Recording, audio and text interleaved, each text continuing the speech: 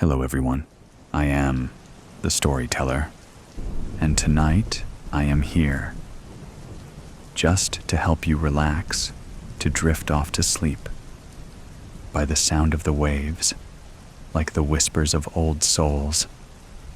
I know you have come to this video not just to hear the story, but also to find a deep, peaceful sleep. But before we begin, please gently like the video and subscribe to the channel so I can continue to tell you strange stories under the dim moonlight. Where are you from? And what time is it where you live? Just relax. Let your body relax. Put all your worries down by your pillow. Let me take you into a world of mysteries where the wind and the waves mingle, and unsolved mysteries are waiting to be told. Are you ready? Under the kitchen sink. Spoiler, but a scare warning. MC and other characters talk about being knocked out and a near death from a spider bite. Very mild. Fictional story, but based on Orthodox Christian spiritual warfare. It was a Saturday afternoon when I was 13. My friend Lila and I were playing hide-and-go-seek at her house. Lila was my new friend, but she was fun to hang out with. I also had a friend named Aiden. He was my best friend since I was little, like really little. He looks the same age as me, but he always acted a lot older. He was scared about me going places I shouldn't, and that I should be careful. But he said that a lot with Lila, because I never told my mom about me visiting her. But I thought, as long as I got back between the 2 hours I got off school and she got home from work, she would never find out. Lila counted while I tried to find a hiding spot in her big, empty house.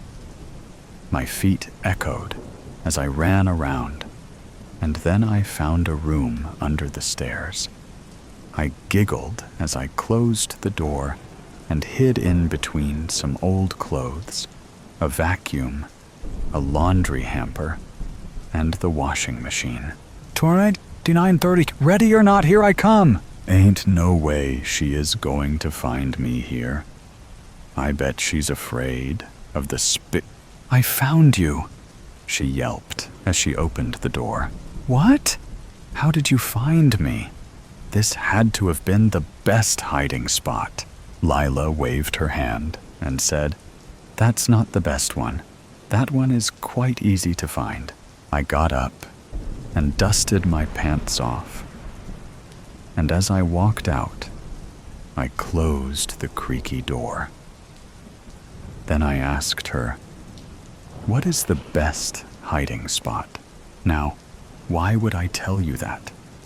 Because then you would know how to find me. But do you want to know? But the way she said it, it made me really want to know. Please, please, please tell me. I won't hide there. I just want to see it. Lila whipped her dark hair and tapped her finger to her chin. You may not want to hide there, but you will probably stay there for some time when you see it. I was confused, but it still made me want to go even more. Follow me, my friend, she said, reaching for my hand. We went past the front door of her house and through the entryway to her kitchen. I hopped on the white tiles as I followed her, and she let me go. Are you ready? She asked. Mm-hmm. I nodded excitedly. She then reached into the pocket of her black coat and pulled out an old key. Then she walked to to the weirdest spot ever, her kitchen sink. She bent down to this big lock and fat chains and popped the key in and turned it like it was easy. Then she slowly opened the doors, but with a smile that was weirdly excited for me to see it. And once the doors are opened, I hear a loud whooshing sound and what looked like a big black hole. Whoa! How come I've never seen this before? Has anybody seen it before? Oh yeah, a lot of people have, but only people who choose to listen to me instead of, well, don't mind that. Go ahead and go inside. But where does it go? It won't hurt, will it? I don't want to do things that I know I shouldn't and get hurt. You'll be okay, you promise? Lila said. Look at all the fun games we play together behind your mom's back. Trust me, this is what you want. I felt scared, but I wanted to believe her. I took a few steps toward the sink, and the closer I got, the closer I felt like it was pulling me in, and it was harder to get away. Dee Dee, I heard a voice from above me. Huh? I look up and get a push back from the sink, and the doors slam closed on their own. Before I looked at the voice, I got a quick look at Lila, who quickly put down her foot like she was going to do something, but she didn't want me to see it. I turned around, and in the window above the sink, I saw Aiden looking at me. He had reddish-brown hair, and when the sun hit it, it looked like it was a bright fire. He said with a worried face, "Why are you here? I warned you not to come here." "Oh, we were just having a little fun." "You'll get hurt." Before I could say anything, he looked over to Lila and said, "What are you doing?" "Exploring." "Why do you have to ruin the fun?" He answered, "You are a stranger." "A stranger?" "Me and Dee Dee are best friends, better friends than you. Clearly, she makes more time for me than you. Besides, how long have you known her for?" "Since she was baptized." Lila seemed really mad at his answer. I didn't know what to say. I didn't want to hurt Aiden's feelings, but I really wanted to have fun. When I looked at Aiden again, he already looked like he was sad because of what she said. And I was scared that what she said was true. I didn't want it to be. I glance over to the big, old clock on the wall and realize that my mom would be home any minute. I look at them both and say, "I have to get home." Aiden told me, "Maybe you should tell your mom about this." I shook my head and said, "No, she would get so mad at me." Aiden didn't seem to like that I said that, but said, "Your choice. Dee Dee, your choice." Then he walked away from the window. I ran home as fast as I could. And thankfully, I got there just in time. I don't think my mom knew at all where I had been. I just acted normal, and we enjoyed dinner together. She even asked, "So how was school today, honey? I heard you had a hard time on the test." I knew I could have done better, but I felt so sleepy. And I think it was from not telling Mom about Lila and keeping it a secret made me tired and not think well. It was decimals, I told her. She put her fork down and said, "But you're so good at decimals." She looked confused and said, "Dee Dee, you seem to be having a hard time in school lately. Not just with the test, but with things you know, and know really well." I felt warm. I had to come up with something without telling my secret. "I've been doing extra homework, so I stay up late and get sleepy." She didn't seem to like that very much. "Listen, Dee Dee, I want you to be doing your homework when you get home from school, not late in the night. You need your sleep, and you should have plenty of time after school to do it, right?" The whole time she talked, I kept thinking about Lila's kitchen sink. What was under there? Where did it go? Was it really as bad as Aiden made it out to be?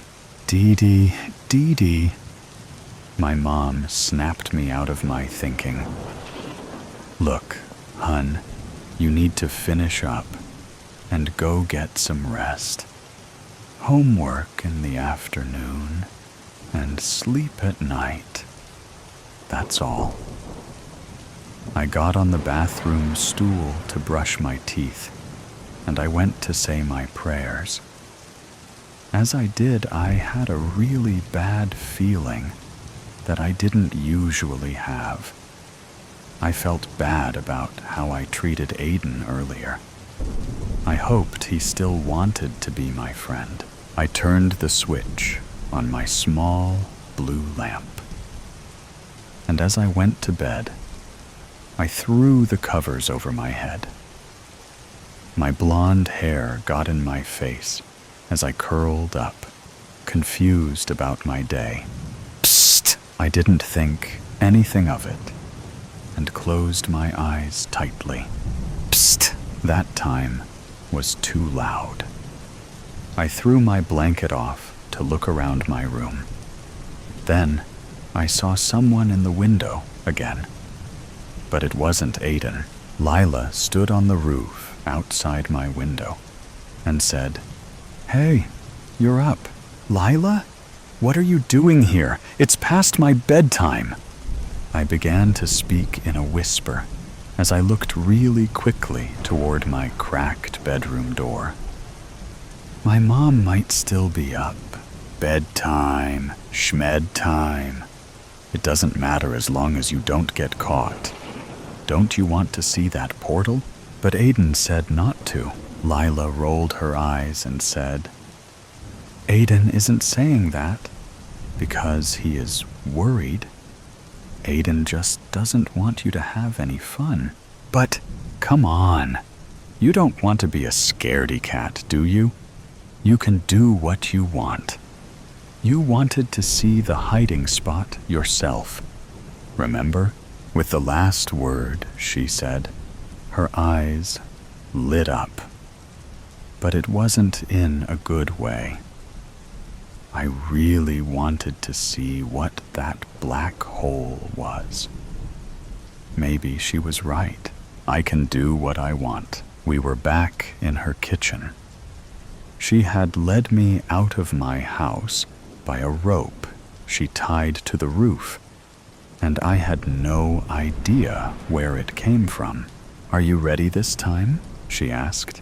I nodded, even though I was really scared, and my heart beat faster than it had beaten. She opened the cabinet doors again, and I was greeted by the loud sound and twirling portal.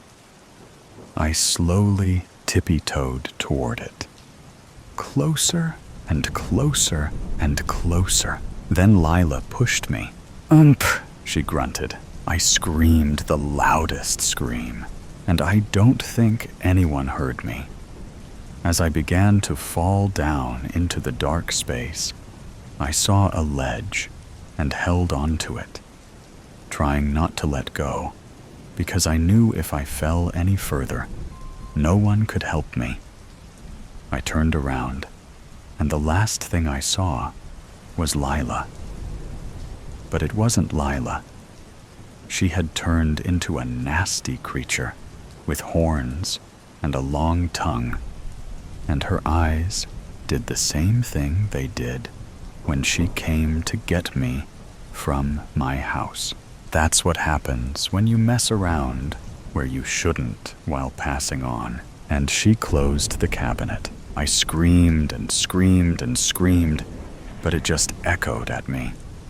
I yelled for someone to help me, but no one was there. I should have listened to Aiden.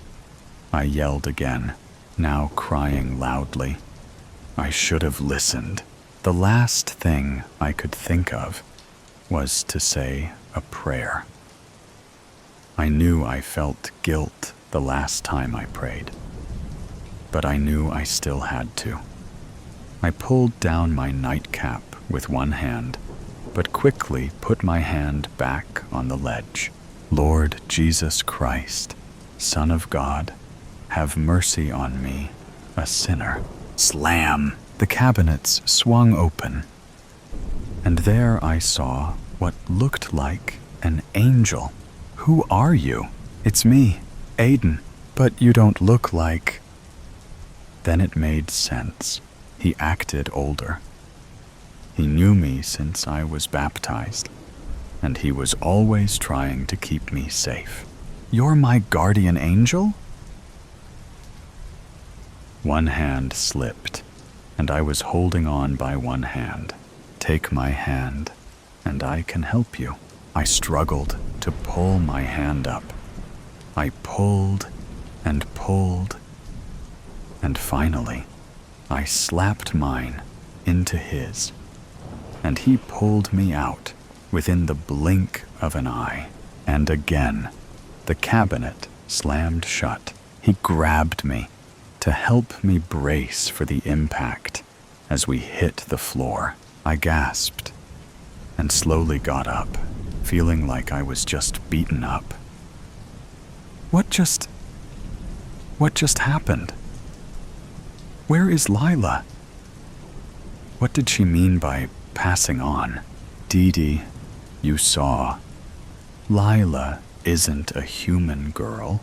She's a demon, and she went back where she belongs.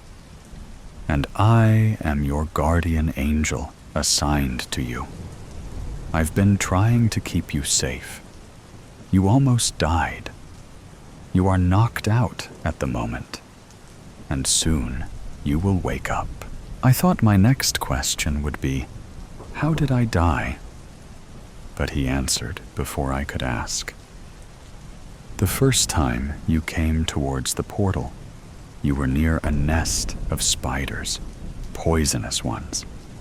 And because you had disobeyed, and how close he had become to Lila, you put yourself in a very dangerous position. But I pulled you away.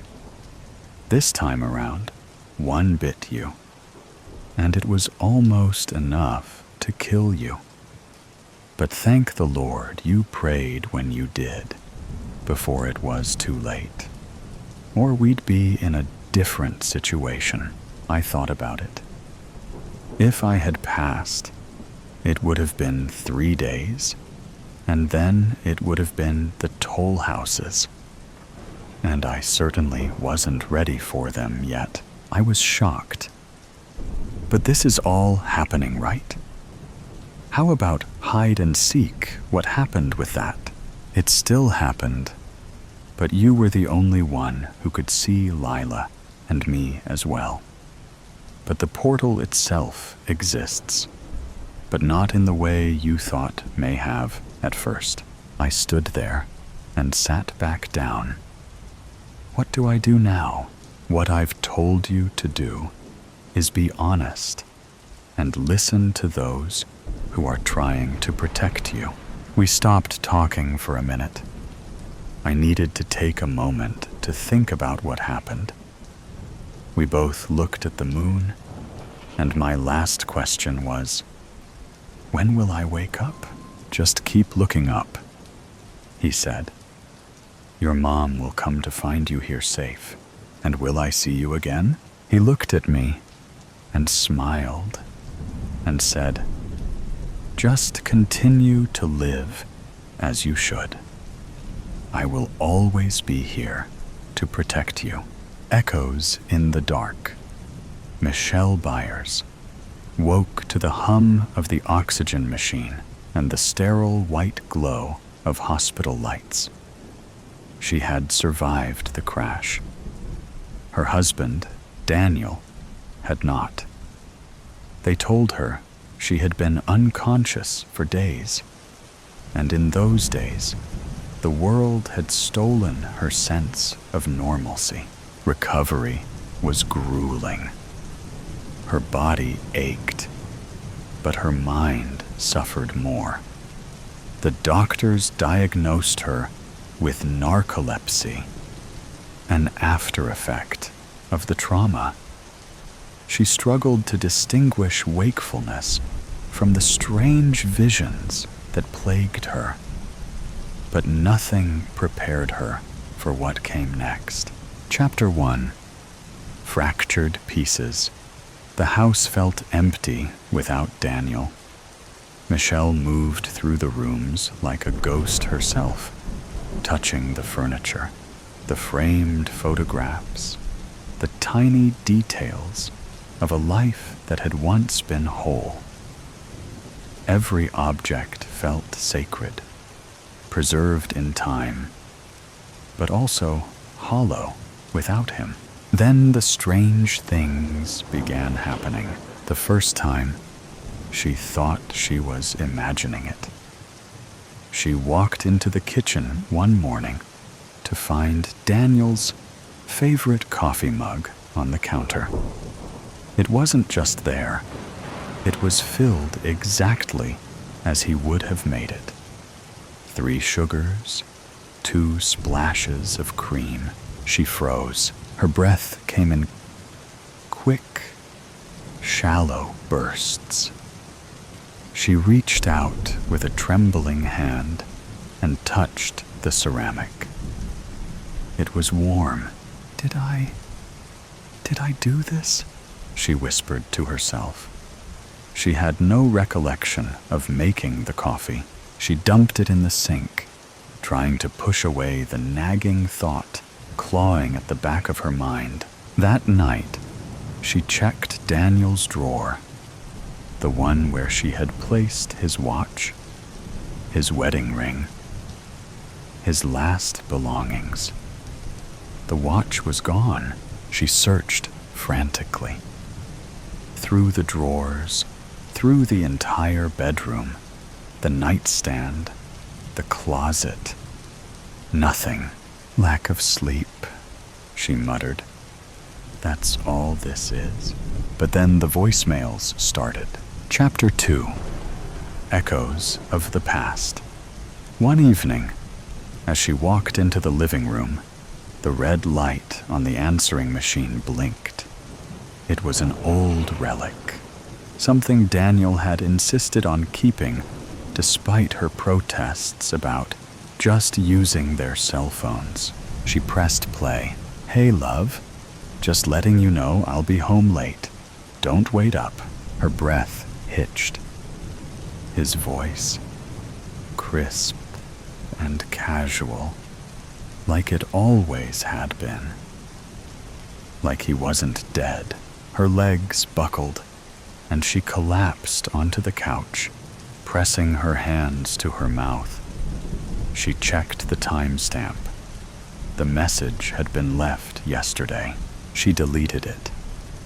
An error it had to be, but it happened again and again, every few nights. The same message, with slightly different wording. Sometimes it was just a simple, "Love you. See you soon." She played one for her friend Angela. Angela's face paled. "This is some sick joke. I swear, I'm not making this up. Angela reached for her hand. Michelle, this isn't healthy. Maybe it's your condition. Your doctor said hallucinations are possible with narcolepsy. Michelle recoiled. You think I'm imagining this? Angela hesitated. I think grief can do strange things. And you haven't been sleeping. Michelle didn't argue. What was there to say?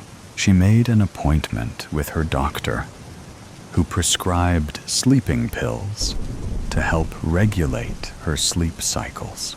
Chapter 3. The Stranger in the Coffee Shop. For weeks, the house was quiet. No misplaced objects, no strange messages. It was almost as if, by sleeping more, she had sealed whatever crack had let the past bleed into the present. Then she saw him. She was at a small cafe downtown, sipping on chamomile tea, staring blankly at her phone. It was an overcast afternoon, a steady drizzle coating the streets outside in shimmering gray. The bell over the door jingled, and a figure stepped inside. Her breath stopped in her throat. Daniel, sitting at a table near the window, laughing, his eyes crinkling in that way they always had. A woman sat across from him, stirring her coffee.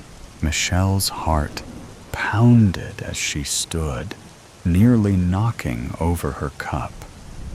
She stumbled toward the door, her vision tunneling.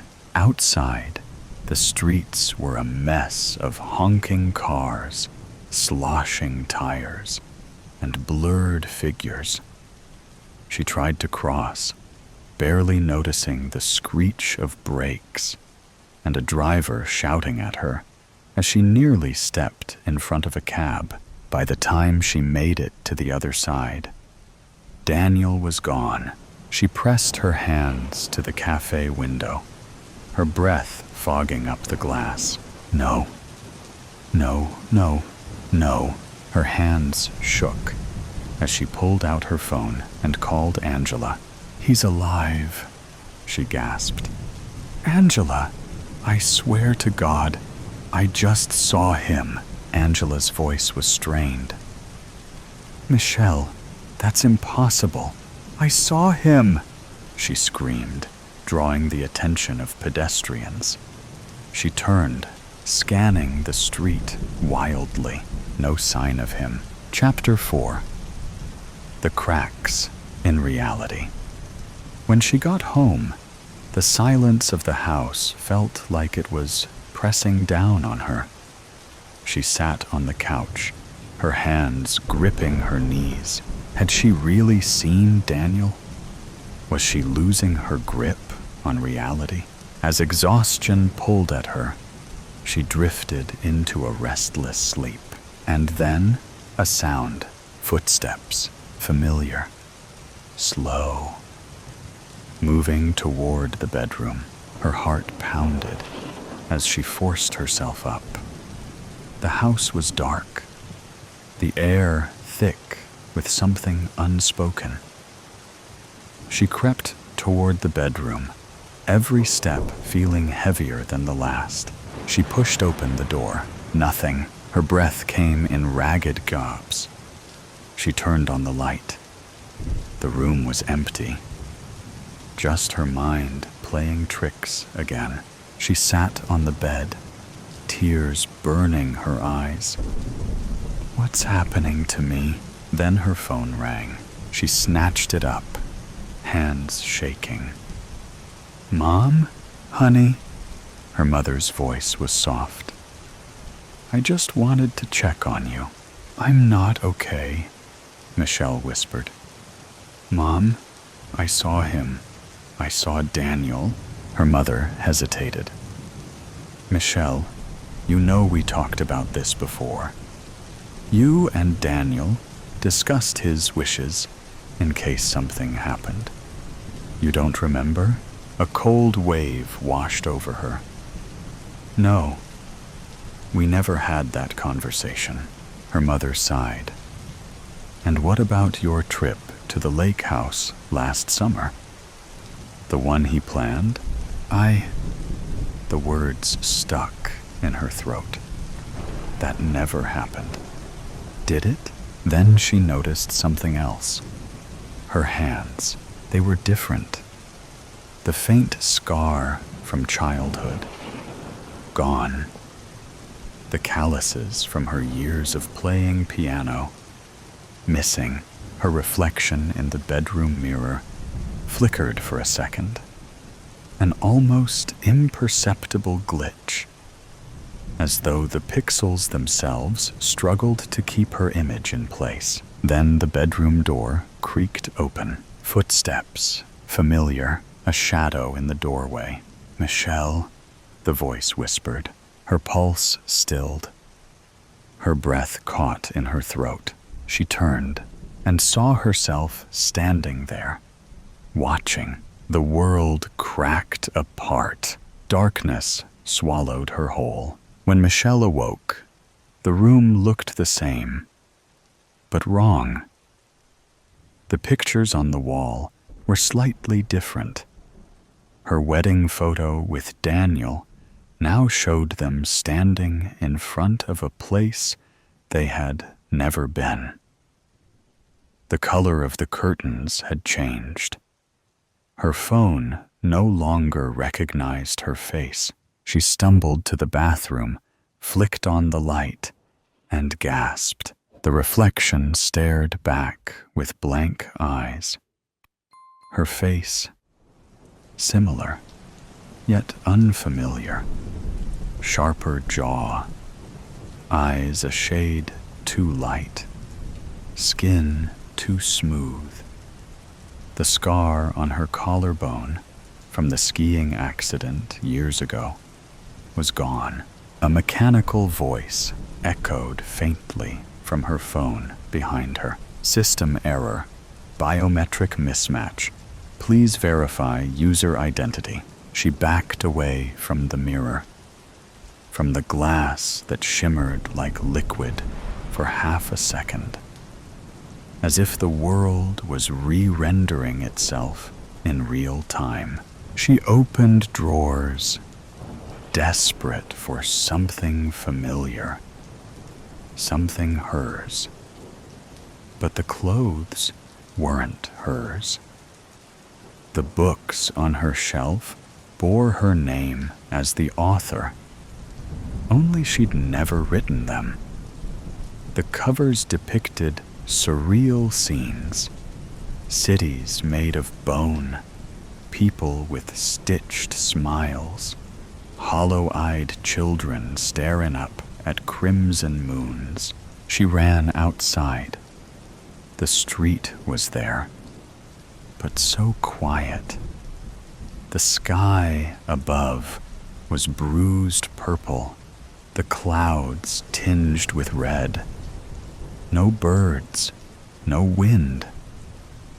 Every person she passed moved too slowly, their limbs jerky, robotic. They didn't blink, didn't speak, didn't see her. Michelle walked in a daze, her breath fogging in the warm air. The newsstand still had papers, but the headlines made her stomach twist. Temporal leak worsens. Memory replacements imminent. Global consciousness sync delayed. Users report phantom lives. Version control glitch detected. Subject 487. M. Byers. Flagged for recalibration. Subject? She turned to flee, but froze when she saw the cafe. The same cafe where she'd seen Daniel weeks ago. And there he was again, laughing, alive. Wrong. sitting across from someone with her face. The other, Michelle, turned, and their eyes met. The world paused. A buzzing started low in her ears, rising to a high-pitched shriek. The people froze mid-step. The air shimmered. The other Michelle stood slowly and began to walk toward her. Michelle backed up, stumbling into a metal pole.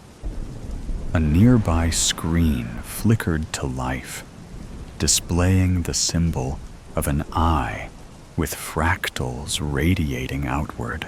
Then, a voice spoke from nowhere and everywhere. Welcome, Subject 487. Consciousness sync complete. Version displacement detected. Initiating purge. Michelle screamed, but there was no sound, only light. And then oblivion. Epilogue. Static. In a bright white room with no doors, Michelle sits at a desk. Her hands type furiously on a keyboard that glows with symbols she doesn't recognize. On the wall, a screen shows surveillance feeds, dozens of herselves navigating fractured realities, some crying, some lost, some laughing beside Daniel. A door finally opens behind her. A figure enters. It's her again. This time, dressed in clinical white, clipboard in hand. Her eyes are cold, unblinking. Reset failed. Clipboard Michelle says. They always fight it. Desk Michelle whispers. They remember too much. Clipboard. Michelle tilts her head. Try a deeper extraction next time. Desk. Michelle nods, tears streaking down her face. Which one is the real me? The clipboard falls to the floor. No answer. The light flickers. The room glitches. And somewhere, in another version of reality, a woman named Michelle Byers wakes up again to the hum of an oxygen machine and the sterile white glow of hospital lights. Was it all a dream, or was this the dream? She doesn't know anymore, and maybe she never did. The white door. The white door. It's been locked since the day we moved in. No one can find the key anywhere. Nobody has a clue if and what it leads to if they could access it. It's a locked door with no key, and it sits in the middle of our bedroom wall in the room I share with my younger sister, Chloe. It's a strange, plain white door with the number 13 written on the top of it, also in white. It merges in completely with our white wall. Even the door handle is white, making it blend in so well. It's almost invisible, and most people completely miss it. When one of us that can see it point it out to them, they appear perplexed. It seems only a few of us are able to see it. I could have said, it's like a picture of a door painted onto the wall itself. But on closer inspection, it is slightly indented, and the white handle sticks out a little from the wall in a 3D effect. Chloe, along with my parents, claim not to be able to see it, and that I'm making it up in my imagination. But my older brother Felix claims to have not only seen it, but opened it when we first moved here. You opened it? Yeah, once on my 13th birthday, a couple of years ago. What did it lead to? And what did you do with the key? It didn't lead to anything. Flory, just the inside of a brick wall, and there was no key. It was unlocked already. Then how did it get locked? I don't know, Flory. Maybe Mum or Dad locked it? You can hardly blame them. What's the point of having a doorway to the inside of a brick wall? There wasn't even a corridor or secret passageway. I'd forget about it if I were you. It's completely pointless. Probably someone's idea of a laugh or something. You know, to catch nosy people like us out. Why would Mum and Dad lock it and pretend they couldn't see it? I thought to myself. The mystery of the door growing deeper in my mind. Don't get me wrong, Felix's discovery on opening it did make total sense. After all, the wall it was a part of was one of the 2 outside walls of our room. The one next to it was the window wall, as we like to call it. But like Felix said, why on earth would you want to have a door that led to the bricks of your house? Surely the builders would have just put a complete wall there, like all the other rooms. It also didn't explain the jingly musical sound and singing voices that came from behind the area of the door on a night, or the light that shone underneath it, lighting up the darkness. I'm pretty sure I've also heard other voices from behind it, too. Nothing spooky, sounding just happy and giggly, almost like there are children on the other side of the door playing. It gives out a nice vibe when I hear them, leaving a smile on my face. Flory, earth to Flory, you're daydreaming again. Sorry, Chloe. What was you wanting? Mum asked what you want for dinner. The options are spag bowl or chicken curry and rice. Ugh, neither. I'm not even hungry. Whichever you want, Chloe. You are gonna eat it though, right, Flo? My little sister questioned me suspiciously. Sure, maybe. I don't know. I'm still full from lunch. I might just grab a salad. Yeah, tell Mum I'll get myself a salad. I quite fancy that. Chloe looked unconvinced, but left the room to let Mum know anyway. A while later, Mum came and tapped on the bedroom door. Flory, can I come in? Sure. I've made you up a chicken salad, like you asked for. But I have to say, I'm getting worried about you. You're not eating properly.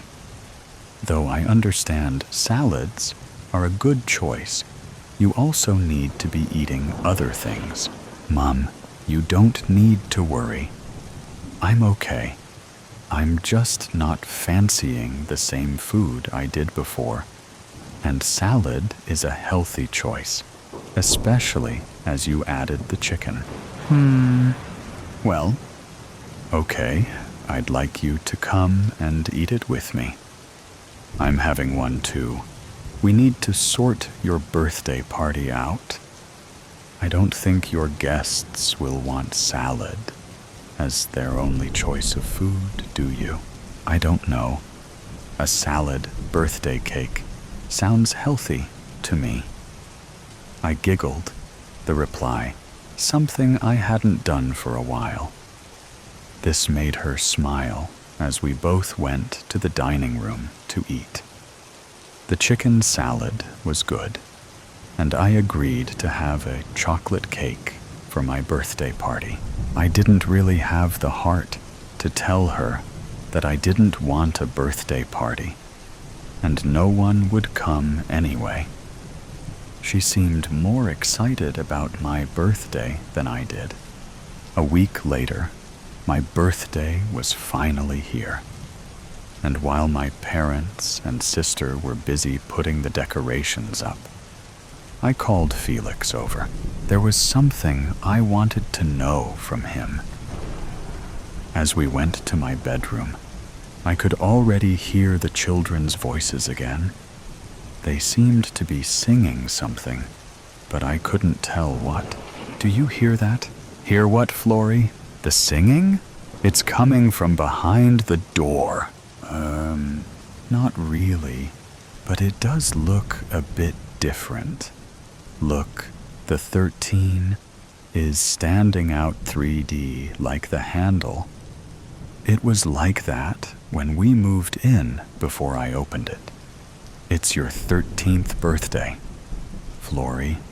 It can't be a coincidence, can it? He put his ear up against the door to try and hear the voices. Looking back at me, he suddenly gulped and said, Flory, you're right. There is someone on the other side of the door. They're calling for you, but I thought you said it was just bricks behind there. It is. Well, it was when I opened it. I slowly creeped over to where he was at the door. What should I do, Felix? I don't know. Maybe you should try and open it? I don't have the key, remember? Neither did I. When I opened it, remember? I just grabbed the handle and pulled it down. Give it a try. What do you have to lose? Okay, but please hold my other hand. I don't want to do this alone. You don't have to, Flory. I'm right here with you. Okay, here goes, ready. I grabbed Felix's hand and pulled down the handle. The door swung open. Sure enough, it looked like nothing was there but a brick wall. Then I heard it too.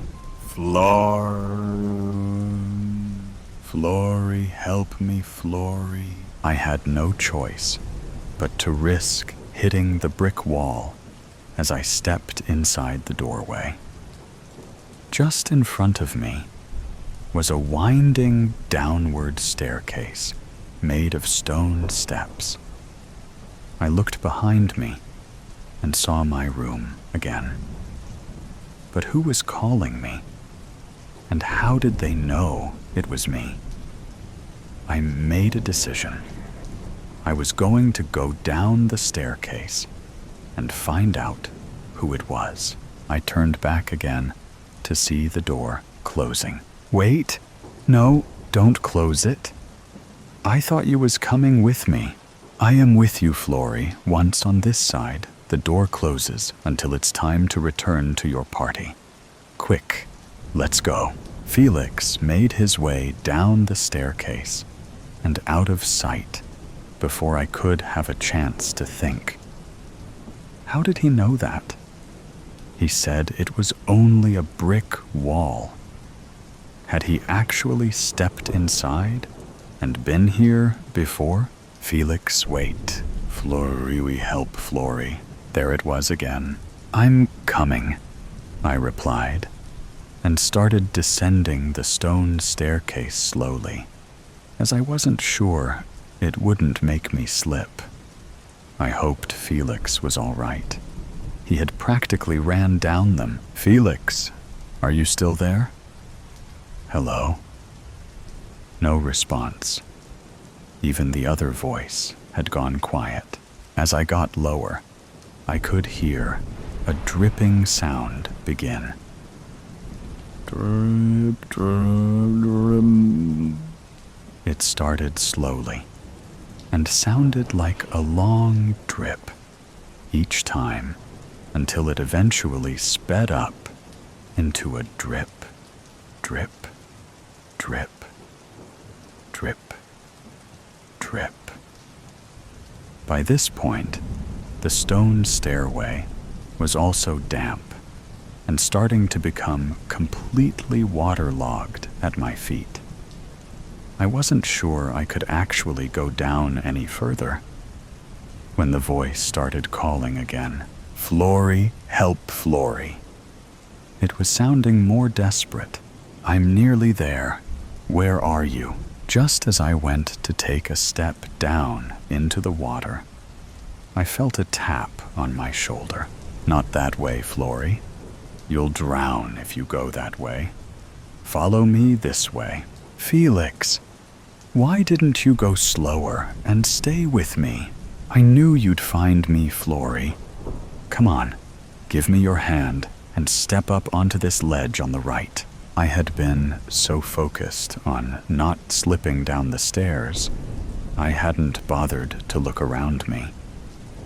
I grabbed Felix's hand again as he helped me up onto the ledge.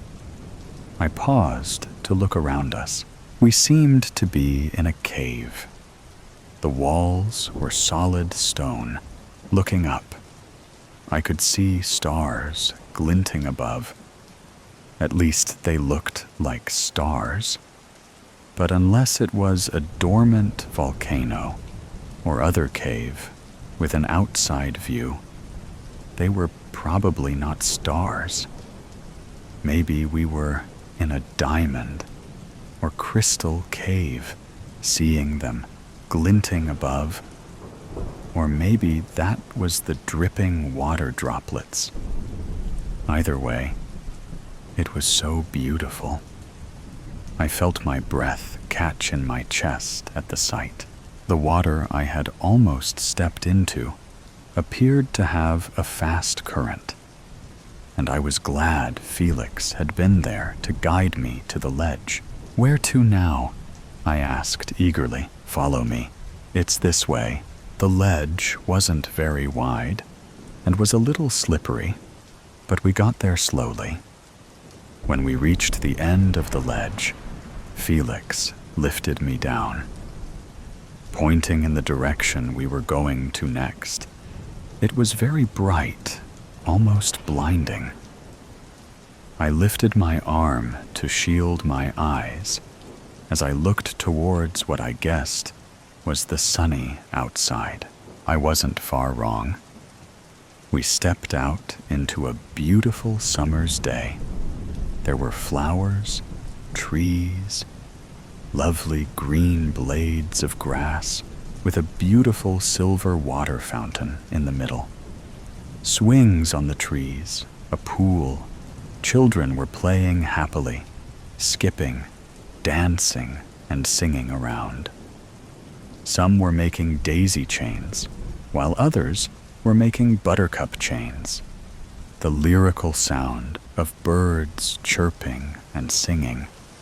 The whole place gave me a peaceful feeling, just like a happy dream. Only this was a real place I'd come to from my bedroom, down the stone staircase into a summer's garden. So I had heard children laughing and singing through the white door. Yes, you had, Felix replied, almost secretively. Why don't you come and meet some of my friends? He beckoned me to follow him again. Your friends?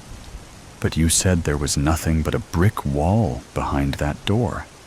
How can you have friends here already? He glanced at me with a comical expression on his face that said, seriously?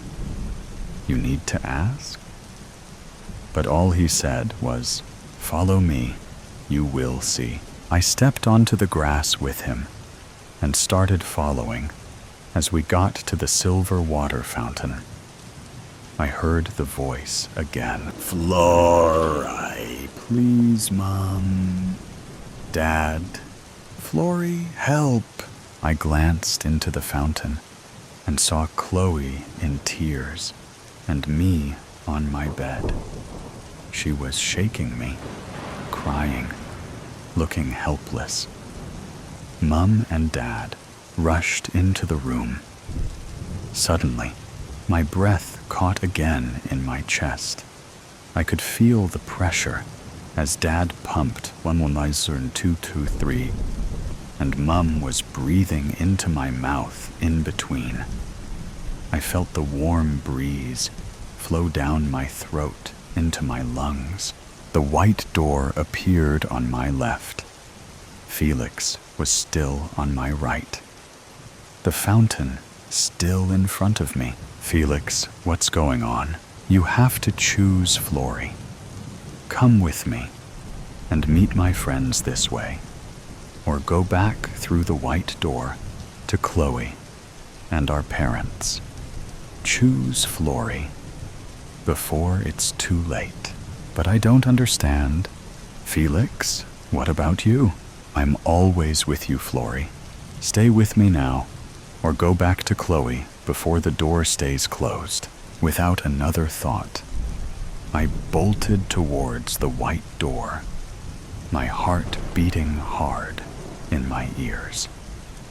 I jumped through it, into my bedroom, and onto my bed, turning to see the door slowly closing, with Felix still behind it, smiling and waving goodbye. Felix, I cried out, bolting upright on my bed. Flory, Flory, you died. Flory, you wasn't breathing. I couldn't help. I'm so glad you came back. I couldn't bear to lose you too. Chloe sobbed. I held her in my arms, soothing her as she stained my top with tears. Mom and Dad looked like they had seen a ghost, their faces as white as the door that used to be on my wall, but had completely disappeared as it had closed, taking Felix with it. Did you shout out Felix when you came back, honey? Was you with Felix when you were gone? Is heaven real? My mom seemed to have a million questions. Don't be silly, dear. Felix died on their birthday 2 years ago. He drowned in Glitter's Cove. He can't have been with her. Once you're gone, you're gone. Isn't that right, Flory? I wasn't sure what to tell my dad, or who to answer first, so I decided to answer them both at once. I don't know about heaven, Mom, but there seems to be a peaceful, happy place. And yes, Felix was with me. Dad, Felix is always with me. I'm his twin, remember? The N noises from the wardrobe. I was crying when Mummy came to tuck me in for the night. Come on, Jamie, my love, dry those tears away. And please, let's not have any more of that silly nonsense about monsters in your wardrobe again tonight, she whispered, stroking my cheek. You know how cross Bill gets about it. Bill, my stepfather, a horrid man, always shouting at me for one thing or another. How I wish he and Mummy had never met. It was only since he had come to live with us that the scary noises had begun. But they are real, Mummy, I swear to you. I hear them.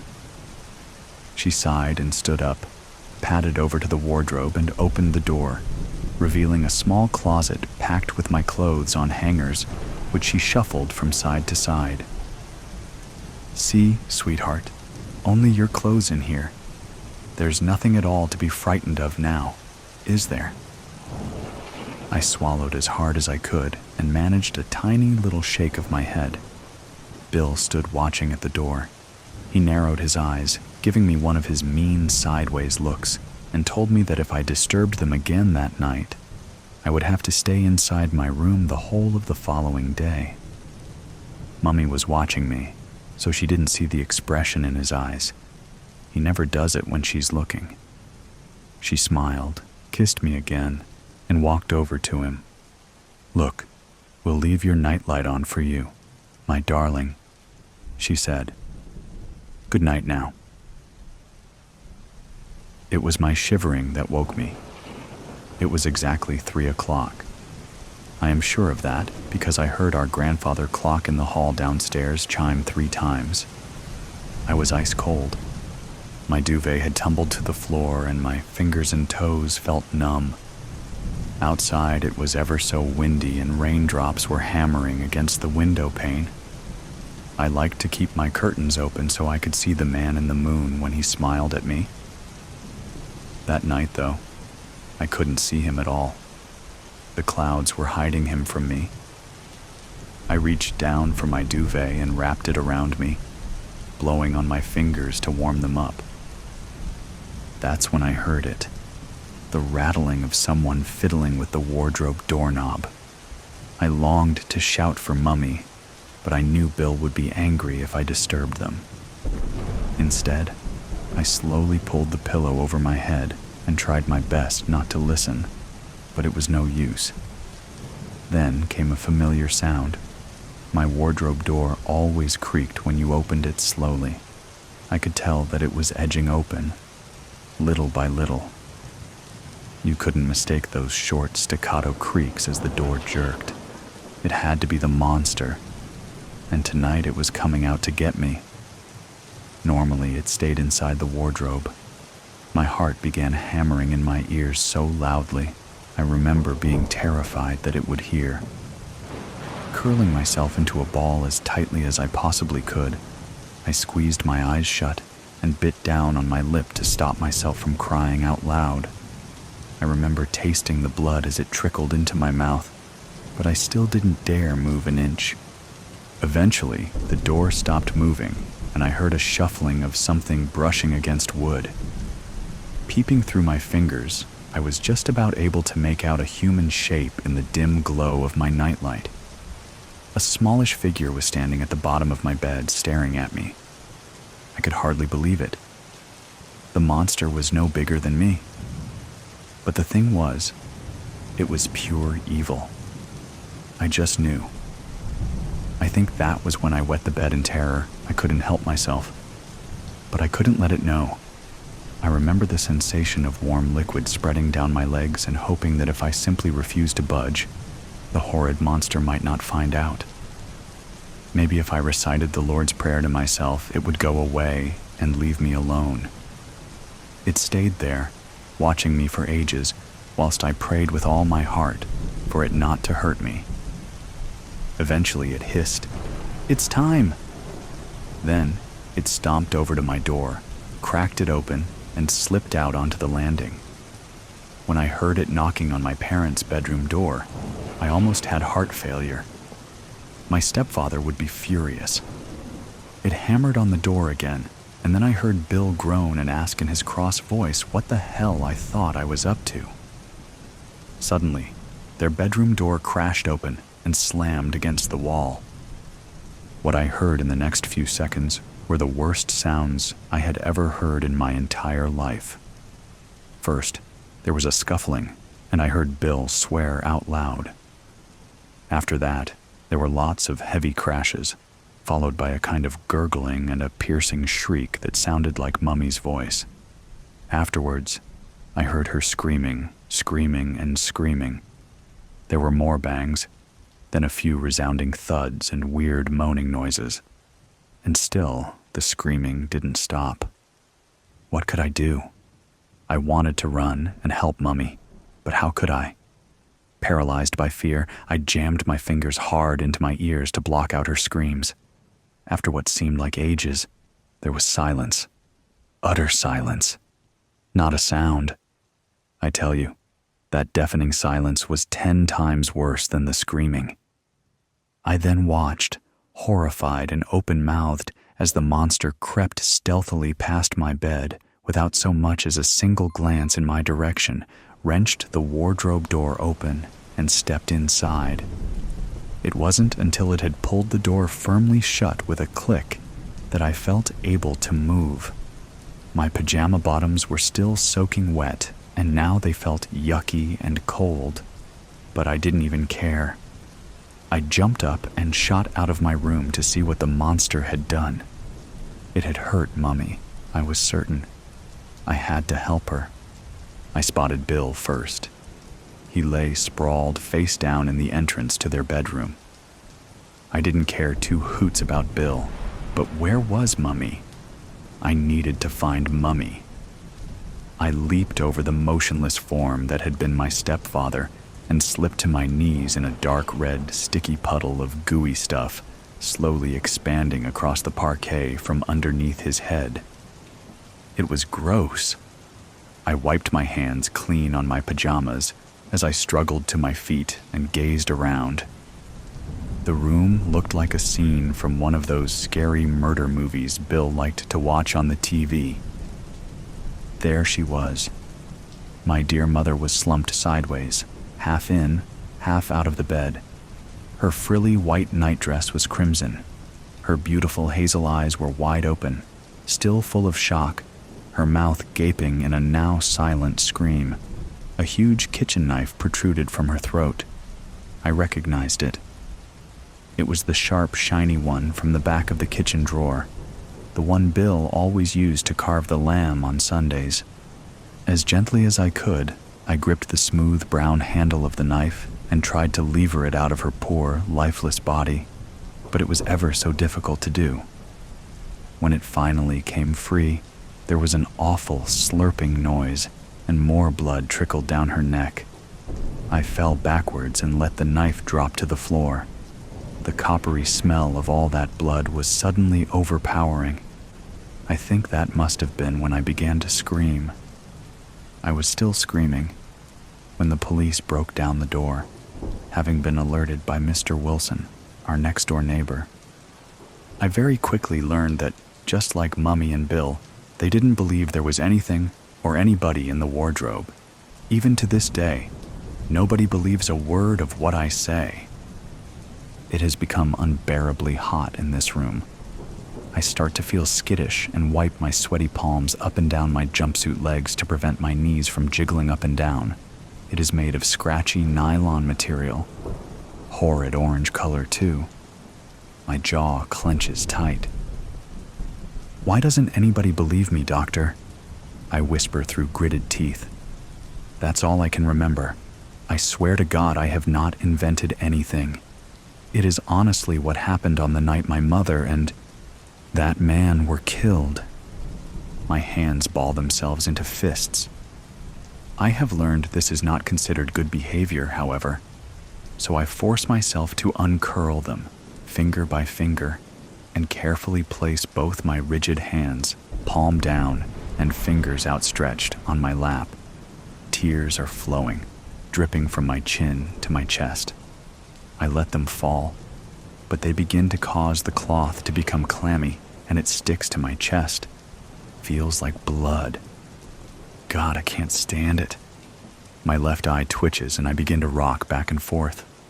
My throat is dry. I feel myself slipping. Dr. Simpson is staring at me. "All right, James. I think that is more than enough for today," he says, removing his spectacles and placing them with his pen and pad on the small table at his side. "You've done well. This is fine progress we have made this afternoon. I believe our sessions are finally getting somewhere." He then smiles and reaches for my hand. I'm sweating, shaking, still sobbing. "I'm proud of you, James. This is the first time in the 11 years you've been in here with us that you have actually mentioned these sentiments of ambivalence towards your stepfather. It is excellent that you are beginning to admit and evacuate any feelings of pent-up hatred you have been suppressing all this time." He hands me a small plastic cup and presses a button on his pager. "Here you go now. Take your meds. Look, the nurse is here to escort you back to your ward. I'll see you for our next session. Same time next week. October surprise." Oi Choi, show me your tongue. That's what you got to say to a suspected SERP. They can't hide their forked tongues even if they've gotten better at copying just about everything else. Ask anyone and they'll tell you. I mean, it was all over the feeds, this little old man. He could have been anybody's grandpa, except he was living under a stolen ID and preying on small critters near a school zone. But luckily some Final Front guys caught him, and when they backed him into a corner, out came that freaky SERP tongue. And that's just one example. Who knows how many more are living among us? But we're not going to sit idly by and let it happen. Sometimes all it takes is a few good men to make a difference. That's why I answered the private invite on my holo. Want to do something about the SERPs? That flashed once, then gave the when and where before the letters scrambled and dissolved. It was fast, like 3 seconds, probably to test our memories and observational skills. We're meeting at the shuttered Lindbergh Library in a part of Southside Apex that hugs the wall along the stretch, and I get there way before sundown to show them I know how to do recon. I'm wearing my urban camo and blending in with a piece of plasteel that hasn't been added to the wall yet. I count 4 guys go into the alley behind the library. Not a one sees me, but I'm not following until it's time because I'm precise that way. Oi choy. Some guy I didn't see go in sticks his head out the alleyway. His head is like a crete block with 2 slits, and those slits are looking right at me. I stiffen because maybe he's going to disrespect me and ask to see my tongue, but he just jerks his big head to tell me to get moving. In the alley, he rolls aside a dumpster to reveal a hole. I see his black shirt and the crossed hammers over stars and bars on his forearm. That means he's final front, so I know I can trust him. We walk down to the library basement, where floodlights and empty shelves line the wall. The 4 other guys are down there, plus 2 final front guardsmen and some cyberpunk chick fiddling with a gunmetal box on a fold-out table. When they jam our feeds and make us hand over our holos, I know this is some alpha code red shit, and we're in it for real. Outstanding. The guy with the big head kicks aside some books that got burned after everyone realized the feeds were better, then stands in front of us. Everyone straightens up without being told. You can call me Sergeant Bill, but don't you dare call me sir, he says, kind of cool and strict at the same time. Now, you may not know us personally, but we know you. Every one of you has been carefully selected, but if you don't agree, if you have any doubts, then there's the door. No? Then let's begin. You men have been selected to infiltrate the SERPs and reveal the enemy within. My heart hammers in my ears, then skips a beat when Sergeant Bill says the mission pays double time with a bonus for each SERP we expose. Wow, Choi. I mean, I'd do it for free because I love Apex City. But the double time pay with bonuses is how I know Chancellor Ike must have our back on this mission. He's generous and understands the working man like that. It's like Chancellor Ike's in this basement with us, but we can't say his name. I mean, we can, but no one does out of respect. He's already doing so much while the Weepsters and SERP deniers attack him from all sides, so we can't say his name without giving him something else to deal with. Now, you might ask yourself, what about training? Sergeant Bill says. There'll be none of that. Training will give you away in this scenario. That makes sense. SERPs are trying to be just like us, so they won't know the difference if we be ourselves. Sergeant Bill continues on and takes the words right out of my mouth. I nod and see others doing the same. We all get it, even though none of us knows each other. I bet Chancellor Ike planned it that way through the final front. He's holding a rally all the way on the other side of Apex tonight. That's smart. Plausible deniability to keep us all safe. I watch the Sarge talk and know we're tuned into the same frequency. Choi's a badass. I bet if the basement ceiling caved in, he'd be able to stop it with his head. He's solid as a post, and I bet he's seen some shit. That makes me feel better about how easily he spotted me outside. I imagine already being out in the field and passing him in the street while I'm undercover. We won't so much as look at each other because we're professionals.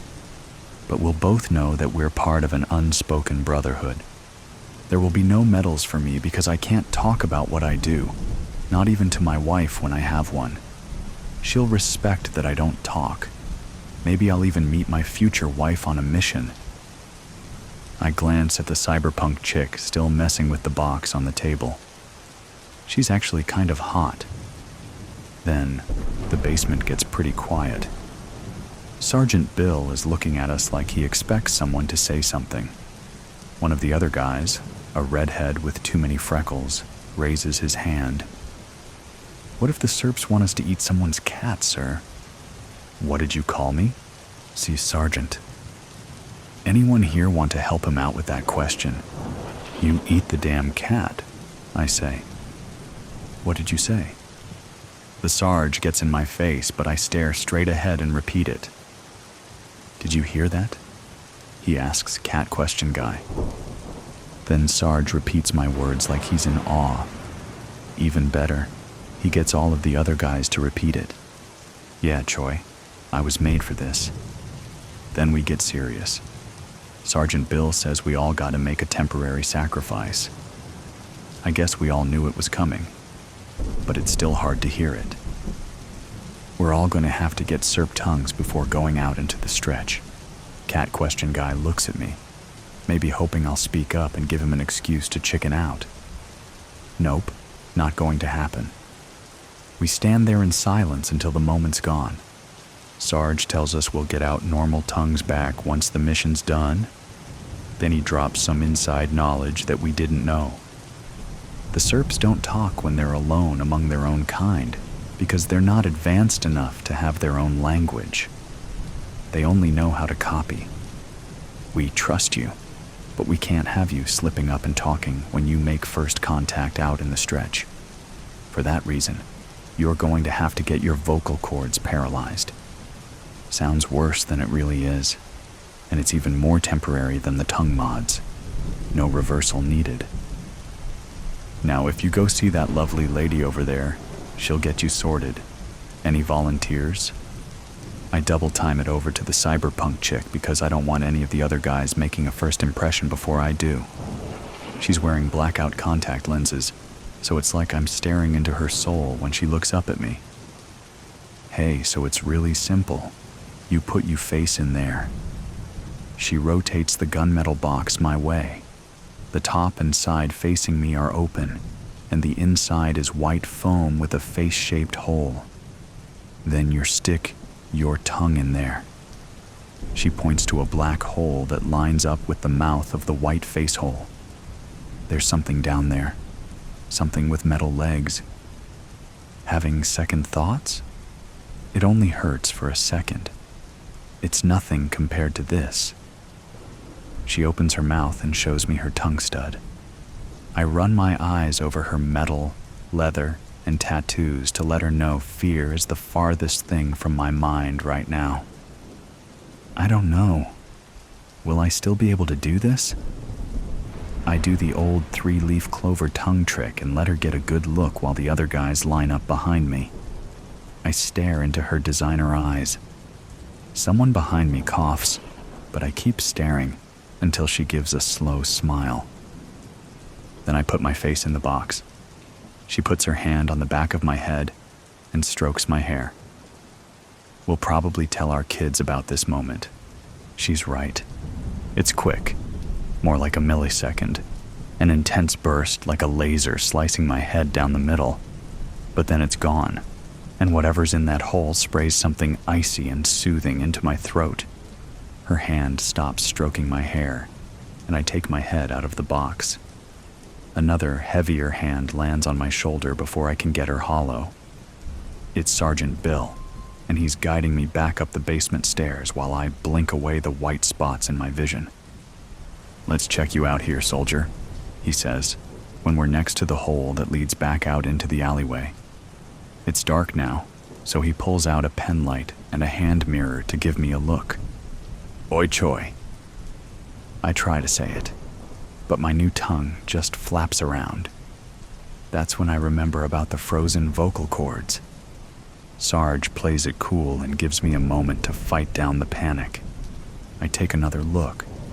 There's not even a speck of blood, and a serp's tongue isn't like a snake's tongue. It's more like two smaller human tongues that can move in different directions. If I hold it still, I can barely tell the difference. Sarge is right. It'll be easy to reverse. I close my mouth and look at him. Congratulations, you're first out in the field, but we have a special surprise before your stretch deployment. We couldn't tell you until you reached this stage, but you get to meet him. Tonight, Chancellor Ike. He doesn't have to say the name. As he gives me the details of how I'll get to the rally and what happens after, my eyes start to tear up. I clear my throat, but even that doesn't make a sound. Hey, you know how to use one of these? Sergeant Bill asks as I'm about to leave. He hands me something that feels light and solid at the same time. That's a ghost gun, undetectable and 3D printed to match the color of your skin. You get just the one shot, but you might need it if things go sideways with the serps. Keep it close. All right, soldier, I'll leave you to it. He shakes my hand before going back to the basement. Even if I could talk, I wouldn't have the words. The risk Chancellor Ike is taking for us goes beyond words. He didn't have to, but he did, and he's letting me meet him with a loaded weapon on my person. That's what makes him great. His ability to completely trust someone in a world filled with lies. I take a steadying breath, then remind myself to breathe only through my nose from here on out to keep my serp tongue hidden. The cruiser is already waiting there in the alley, just like Sergeant Bill said it would be.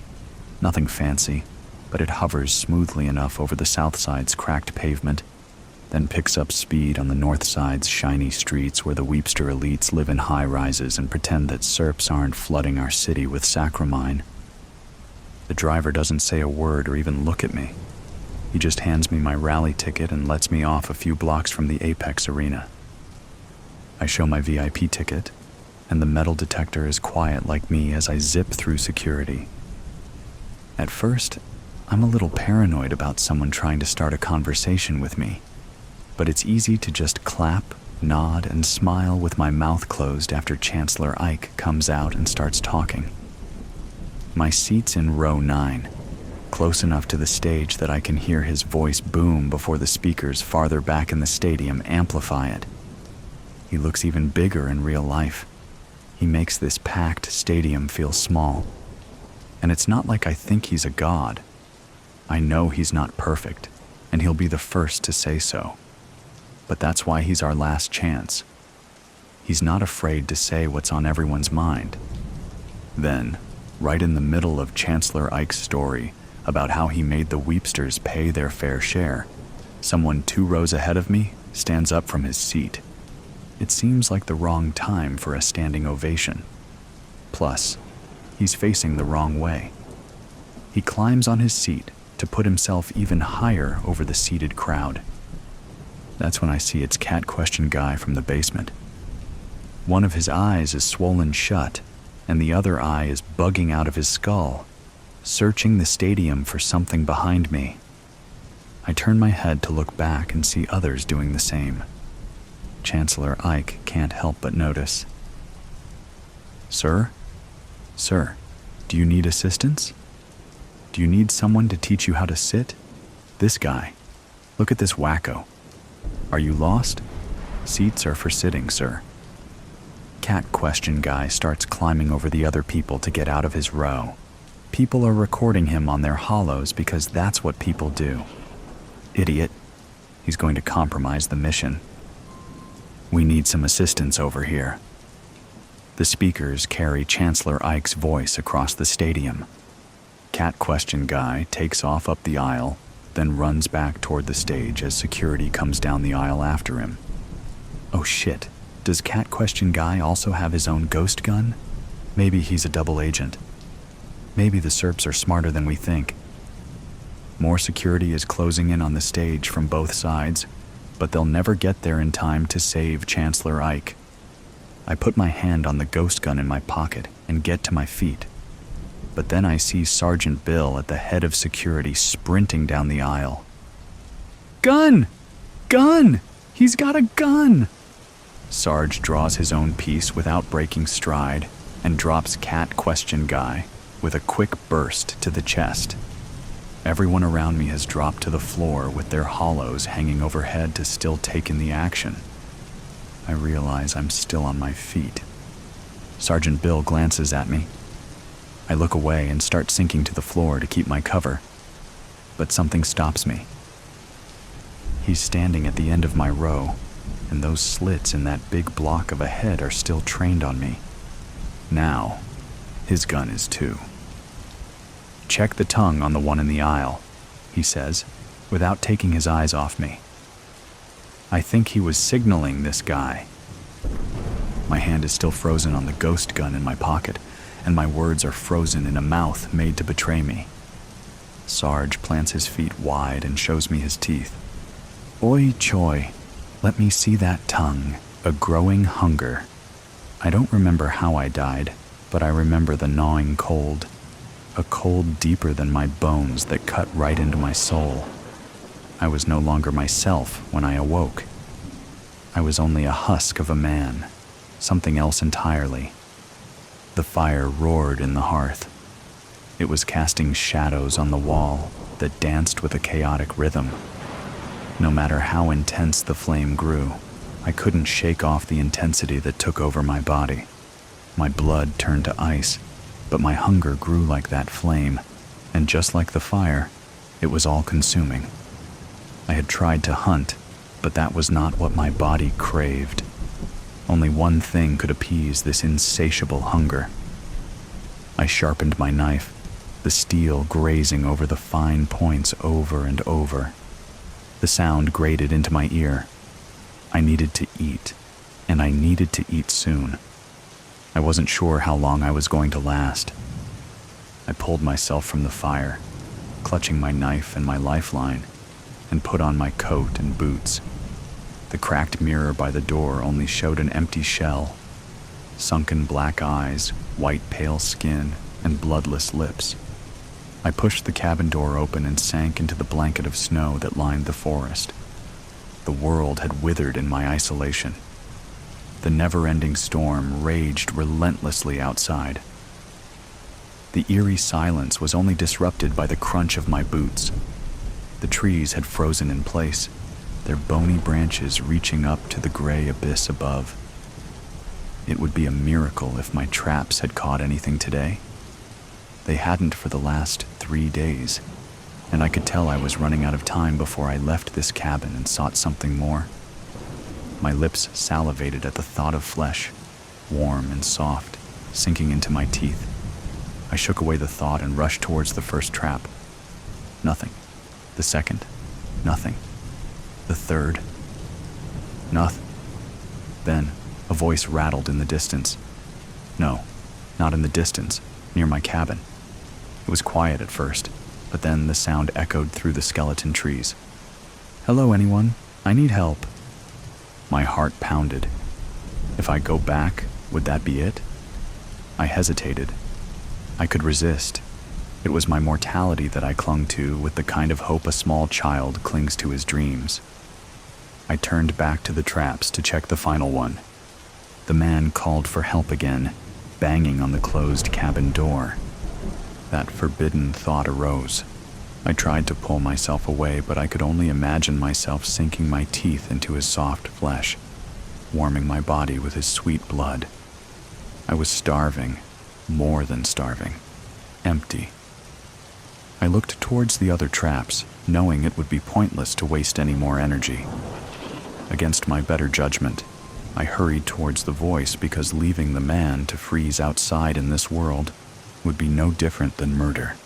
I emerged from the tree line to see an outline of a man. The white from the snow blurred his figure, but he was alone and at my door. "Hello," he called again, as he walked over to the lone window on the side of the cabin. That wave of hope raced over me again. The longing for mortality whispered in my ear. The hunger subsided just for a bit as I found my voice. I had been silent for so long that it came out in a raspy mumble. "Hello." I raised my hand over my head to wave. A rusty and out-of-sync gesture. "Are you okay?" "Oh, thank God." "Hello." He pressed his hands together. Was he happy? Scared? How long had I been out of practice in the art of socializing? I was out hunting and must have turned around. "I have been out in the cold for some time. Do you have a phone I could use?"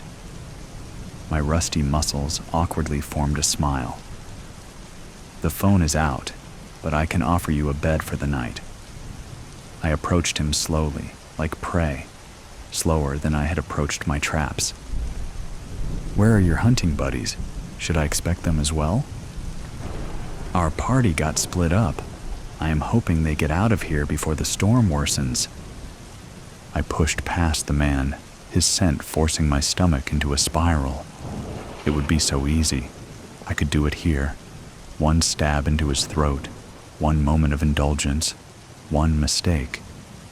"Are you okay, sir?" The man's eyes met mine. His eyes were so tame, I felt so wild. I forced my hand on the door and opened it. The man slowly walked through the door and saw the fire. His face relaxed. "My name is Ben, by the way." "Nice to meet you." I pulled off my coat, throwing it over the back of the chair, then flung my boots off, not caring where they landed. "I would offer you food, but I don't have much myself." "Oh, that's okay. I am just grateful for your hospitality. I have a couple more rations as well if you need them." He followed my lead and took off his coat and boots, placing them on the hook beside the door. "And you are?" Who was I? I tried to search the depths of my mind. I reminded myself of my death, who I was in my old life. A chill worked up my spine. I would have to go with a lie. "Silas." The name came out of my mouth in hesitation. "You can take the bed upstairs. I can sleep on the couch." "Thank you so much." He approached the fire and pushed his hand towards the flames. His sweet flesh singed the cabin. I gripped my knife and took 2 steps back. I had to resist. I could send him on his way after the storm passed. "This little place you got here is cozy. How long have you been here for?" Another question I had no answer to. It could have been weeks or years, another lie I had to conjure up. I tried not to make eye contact, just needed to get him upstairs and out of the house. I needed to fight this urge and pray for a decent meal in the traps tomorrow. A couple years, actually. He leaned closer to the fire. His smell encompassed the cabin even more. "My daughter and wife would love it up here." I winced. Did I have a family? A daughter? Son? It was a blur, and I was starting not to care. I pushed my finger into the edge of the blade, trying to think of anything else. "If you don't mind, I think I will be turning in for the night." Again, upstairs there is a bed. I gestured to the small stairs next to the kitchen. He nodded and disappeared upstairs. In the dead of night, I awoke to Ben snoring softly. The hunger surging. It had grown into its monster. I thought of the empty traps outside that would not fill any time soon, and the continuous snow that piled higher as time passed.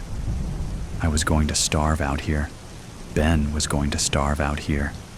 I wasn't sure where I was, or where the nearest town was, and I dared go close to such a civilization in fear of what would happen. I grabbed the knife out of my pocket and snuck upstairs. My breath fogged the cold air as I tried to tame my breathing. I was being too loud, chaotic, too wild.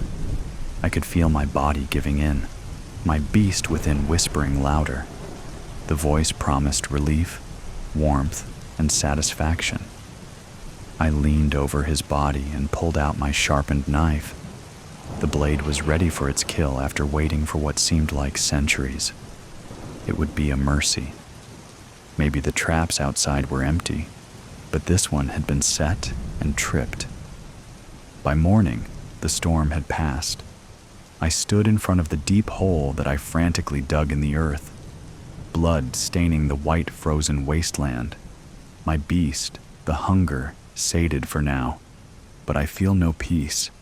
The brief satisfaction that my prey gave me was fading quickly. I knew that he would demand more soon.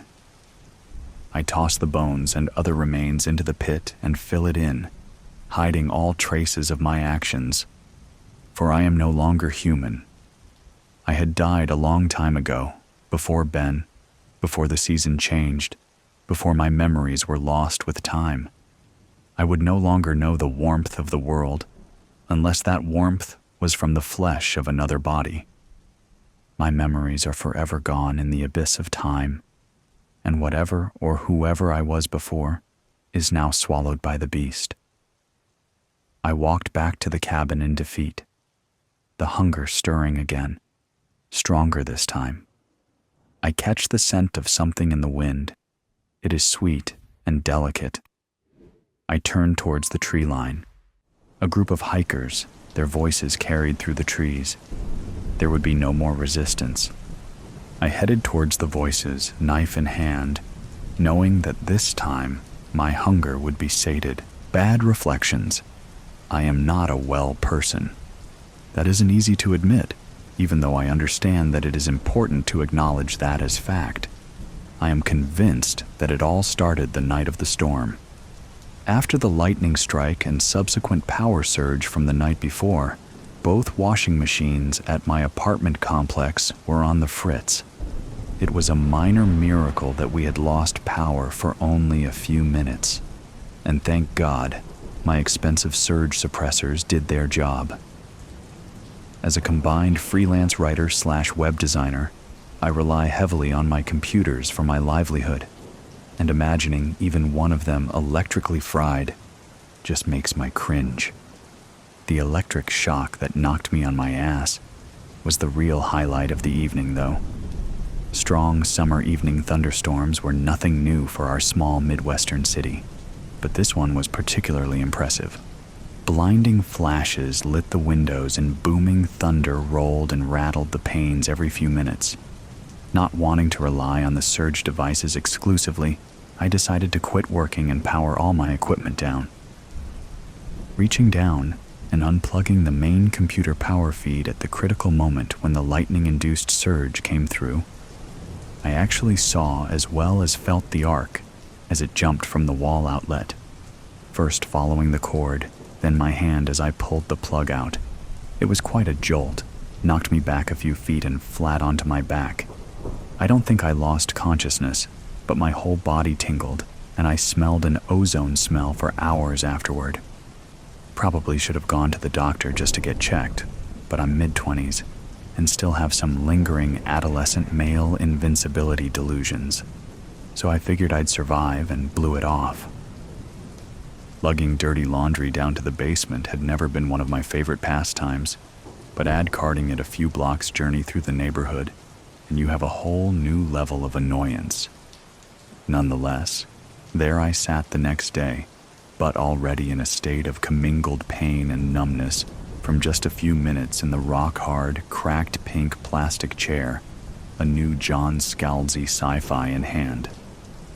So far, the background noises of the machines and other patrons, including not one but two screaming toddlers, had prevented me from successfully reading a single page. A short eternity later, the washer containing my first load, quite spinning, and sounded a brief buzz to alert me that it was done.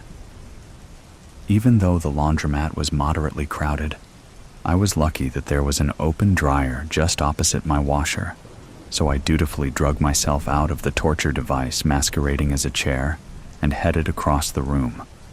I bundled a large armful of my socks and tighty-whities, turned and dexterously flipped open the dryer lid, only to receive another shock to my hand, this one thankfully much milder than the one from the night before. It still startled me, though, and I yelled as I dropped my armload of clothes. Son of a bitch! A room full of eyes shifted my direction. Sorry, I mumbled to no one in particular, returning to my chores. After finishing, I returned to my poor man's pink throne, determined to blot out all distractions and read. 5 minutes later, I was vegetating, staring aimlessly about the laundromat. That was when I first saw it. A hole, where no hole should be, reflected in the convex glass door of the ancient washing machine directly across the room from where I sat. I thought at first it was a smudge or even a ding in the glass, but then I noticed the same anomaly replicated in the machine door on either side of this one. The more I examined it, the reflected dark spot, if that's what it was, seemed to float behind me, down near the floor. But when I turned to look, there was nothing. Over the next few hours, I washed and dried 3 loads, returning to watch the spot in between each. If I looked closely enough, I thought I could see it moving ever so slightly, sort of swirling and undulating.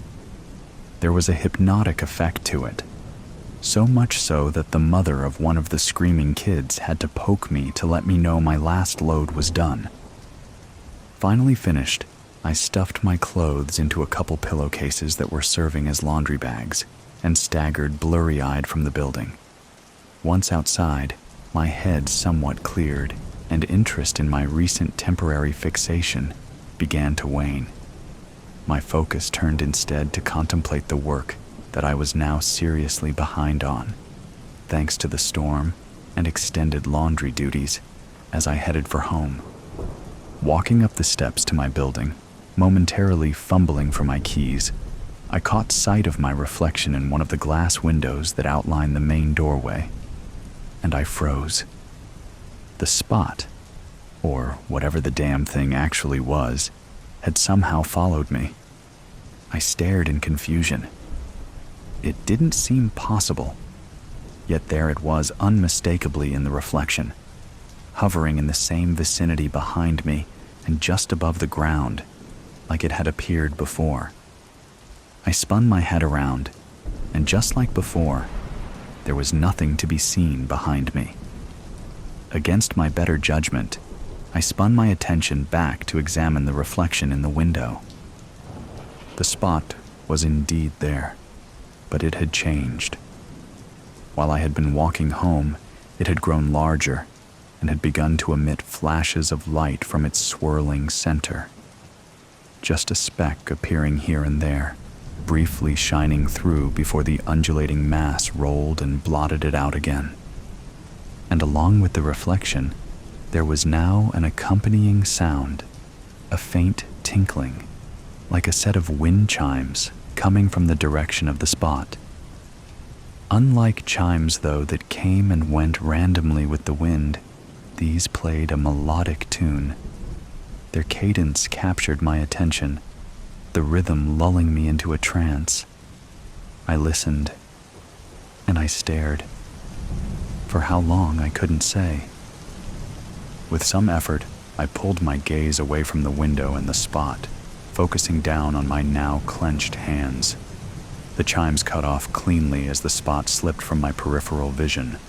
Fear replaced my confusion.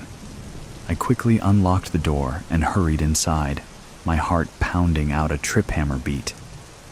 I needed to get to my apartment, but avoid anything reflective along the way. The elevator was out of the question, so I kept my head down and headed for the stairs. The stairway provided temporary safety, with its dingy, concrete steps and unadorned walls. My apartment was on the 3rd floor. As I climbed, I began to inventory the hazards that still awaited me. Once inside my own door, there lurked a multitude of windows, pictures, and mirrors, both big and small. TVs, appliances, and even my computers, and all had to be avoided. I reached my door without incident, and took a few moments to calm my nerves. As I waited, I couldn't help questioning the reality of what I thought had just happened. Was I really cowering outside my own door, in the hallway I had traversed countless times, afraid of seeing some malevolent object in anything reflective? I tried to tell myself that this was foolishness, akin to a kid afraid of the dark for no apparent reason other than it wasn't light. Or was there a better explanation? The shock during the storm. That had to be the cause, I reasoned.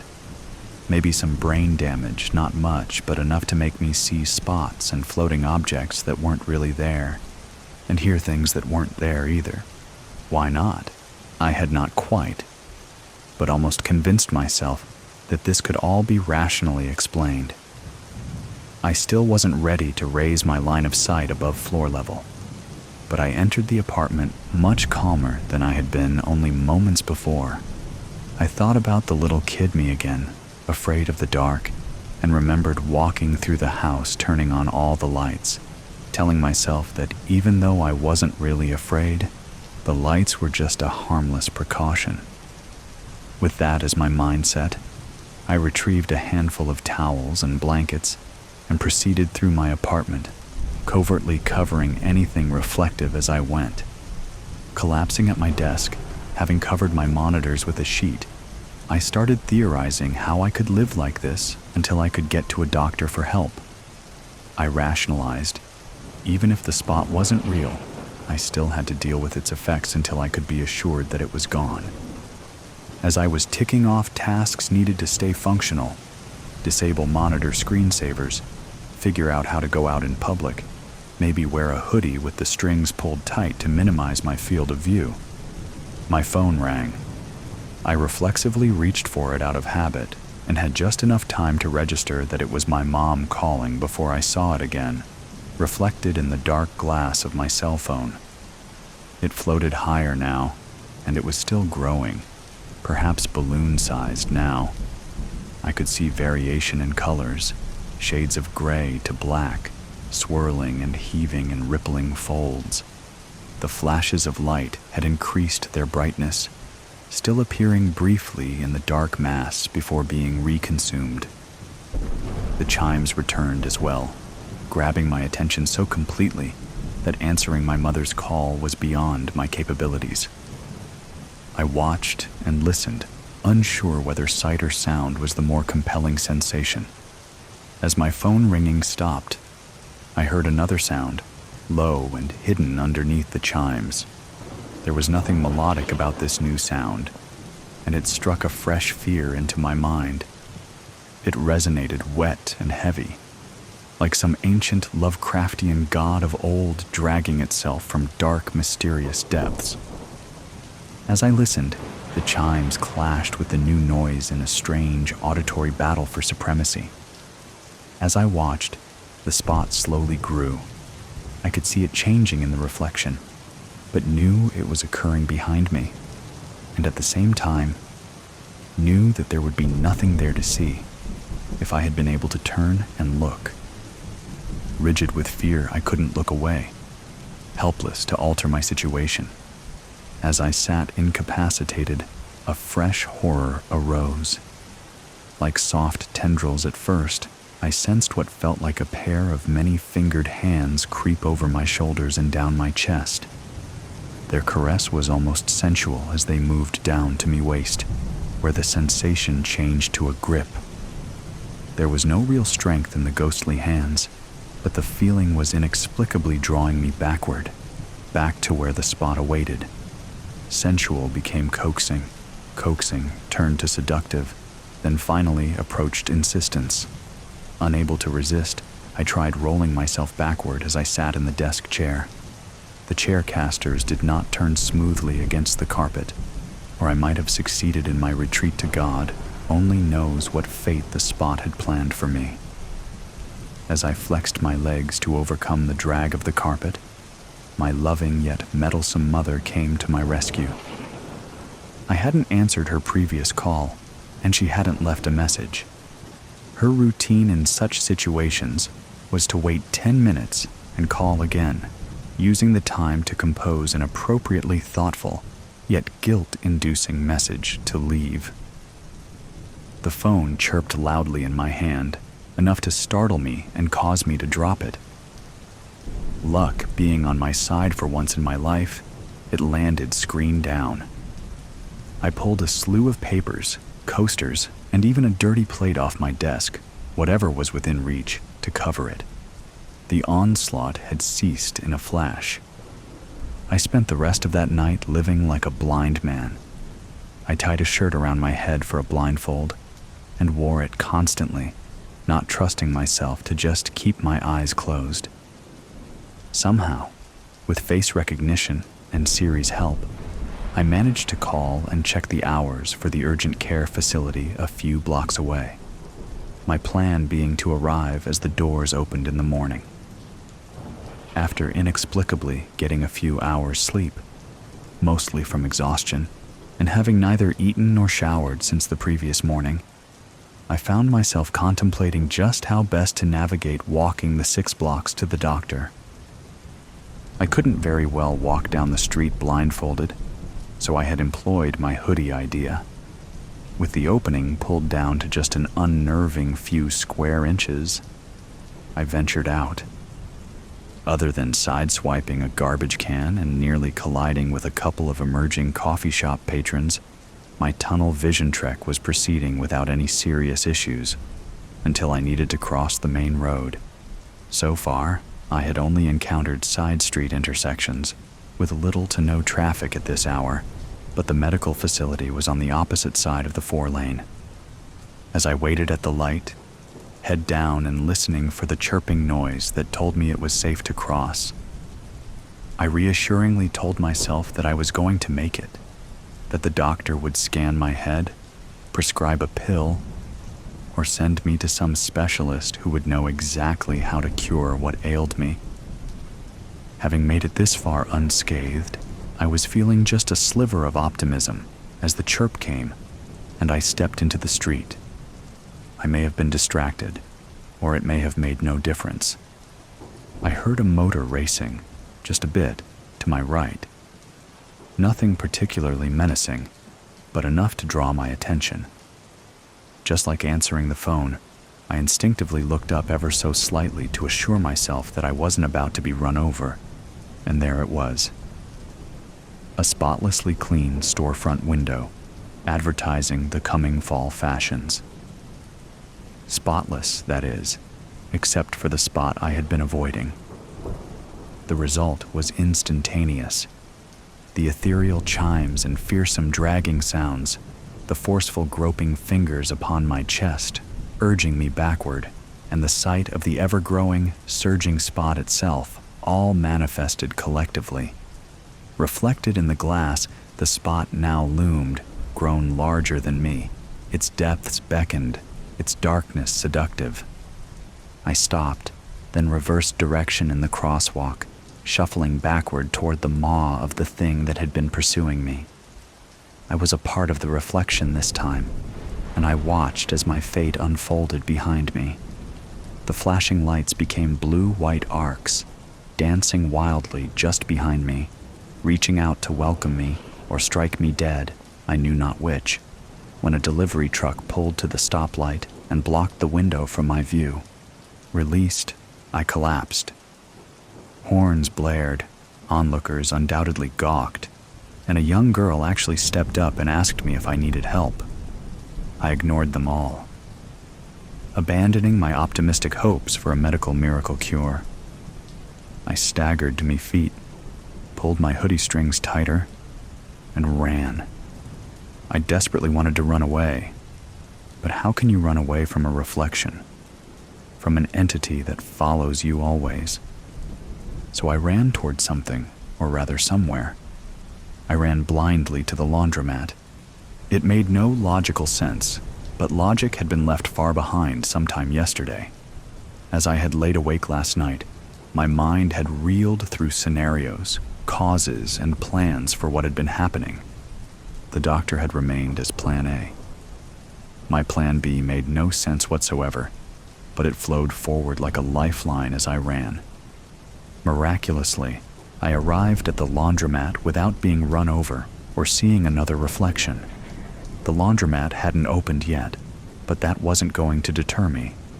I pried the painted metal top off a public trash can, and with my eyes closed, beat it against the front window until it shattered. I carefully crawled through and headed for the door in the rear of the building, marked Employees Only. It was thankfully unlocked. Once inside, it took little time to find something that would serve my purposes. A large screwdriver in an old toolbox. Back in the laundromat was an array of electrical panels mounted on the back wall, variously marked high voltage, danger 220/208 volts, or just electrical hazard. I had noticed these while gazing idly about the room the day before. Without hesitating to think, I pried the door open on the largest of the panels, held the screwdriver by the metal blade to assure good contact, and jammed it across the incoming leads. And woke up here in the hospital in the psychiatric ward about 2 weeks ago. Guess you know the rest, Doc. I refused to open my eyes until anything reflective was removed from the room, the curtains drawn. Not sure what else I demanded, but I got sedated for it. I do remember. Under the care of your colleagues, though, I'm calmer and less prone to delusions. In just this short time, I've progressed to where I can actually look at myself in a mirror. I don't like to, but I can do it. Well, you do seem to have made incredible progress, Mr. Buchanan. Please, just Jerry. Okay, Jerry. And I did want to apologize again for you getting shuffled about here a bit. We seem to have quite the rash of absenteeism lately. I hope there isn't anything contagious being passed around. Oh, I'm sure you'll get to the bottom of it, Doc, I said, rising and extending my hand. I wanted to thank you and your team again for all you've done. As he reached out to shake my hand, he flinched his own. Oh, got a little shock from you, Jerry. Yeah, that happens. Probably just static. Don't tell anyone, it keeps following me. All the time. I've been feeling it for days now. This eerie sensation of being watched. This morning, an envelope slipped under my door. No name, no return address, just a single line written in red ink. Come to the garden on Elm at midnight. Don't be late. My first thought was that it was a prank, maybe a mistake. But deep down, I knew it wasn't. I felt that same strange, heavy sensation in my chest, the feeling of being watched. Whoever's been following me wants me to come to this meeting. I should ignore it. It's driving me mad, circling in my head over and over. It doesn't make sense. Why would anyone ask me to meet them in a garden I've never visited? I don't leave this room. I can't leave this room. The thought of stepping outside makes my chest tighten like the poisonous air. The walls aren't walls anymore. They're closing in, pressing closer each day, shrinking until no room is left. I can feel a slow constriction, like the tightening grip of a snake coiling around my chest. It was there again. I felt its rancid and sour breath hovering just behind my neck, the cold seeping into my bones. The buzzing, crawling under my skin, burrowing deep, an itch I can't reach, is maddening. I dug my nails into my arms again and tore at the skin until the blood flowed warm and sticky. It hurt, but I didn't stop. The red smeared against the white of the sheets like some twisted artwork. I laughed. I laughed because the pain reminded me I was still here, that I wasn't gone yet, not entirely. But the blood, the warmth, it didn't last. It never does. The cold always comes back, dragging me under. I've spent the whole day staring at the envelope, trying to make sense of everything. What does he mean, don't be late? I opened the envelope earlier, but it only made things worse. Inside was a single photograph, a picture of me, taken through the window of my room. The timestamp showed it was taken 2 nights ago, right around when I started feeling like I was being watched. But my room doesn't have a window. It is still me in that photograph. But how? October 12th.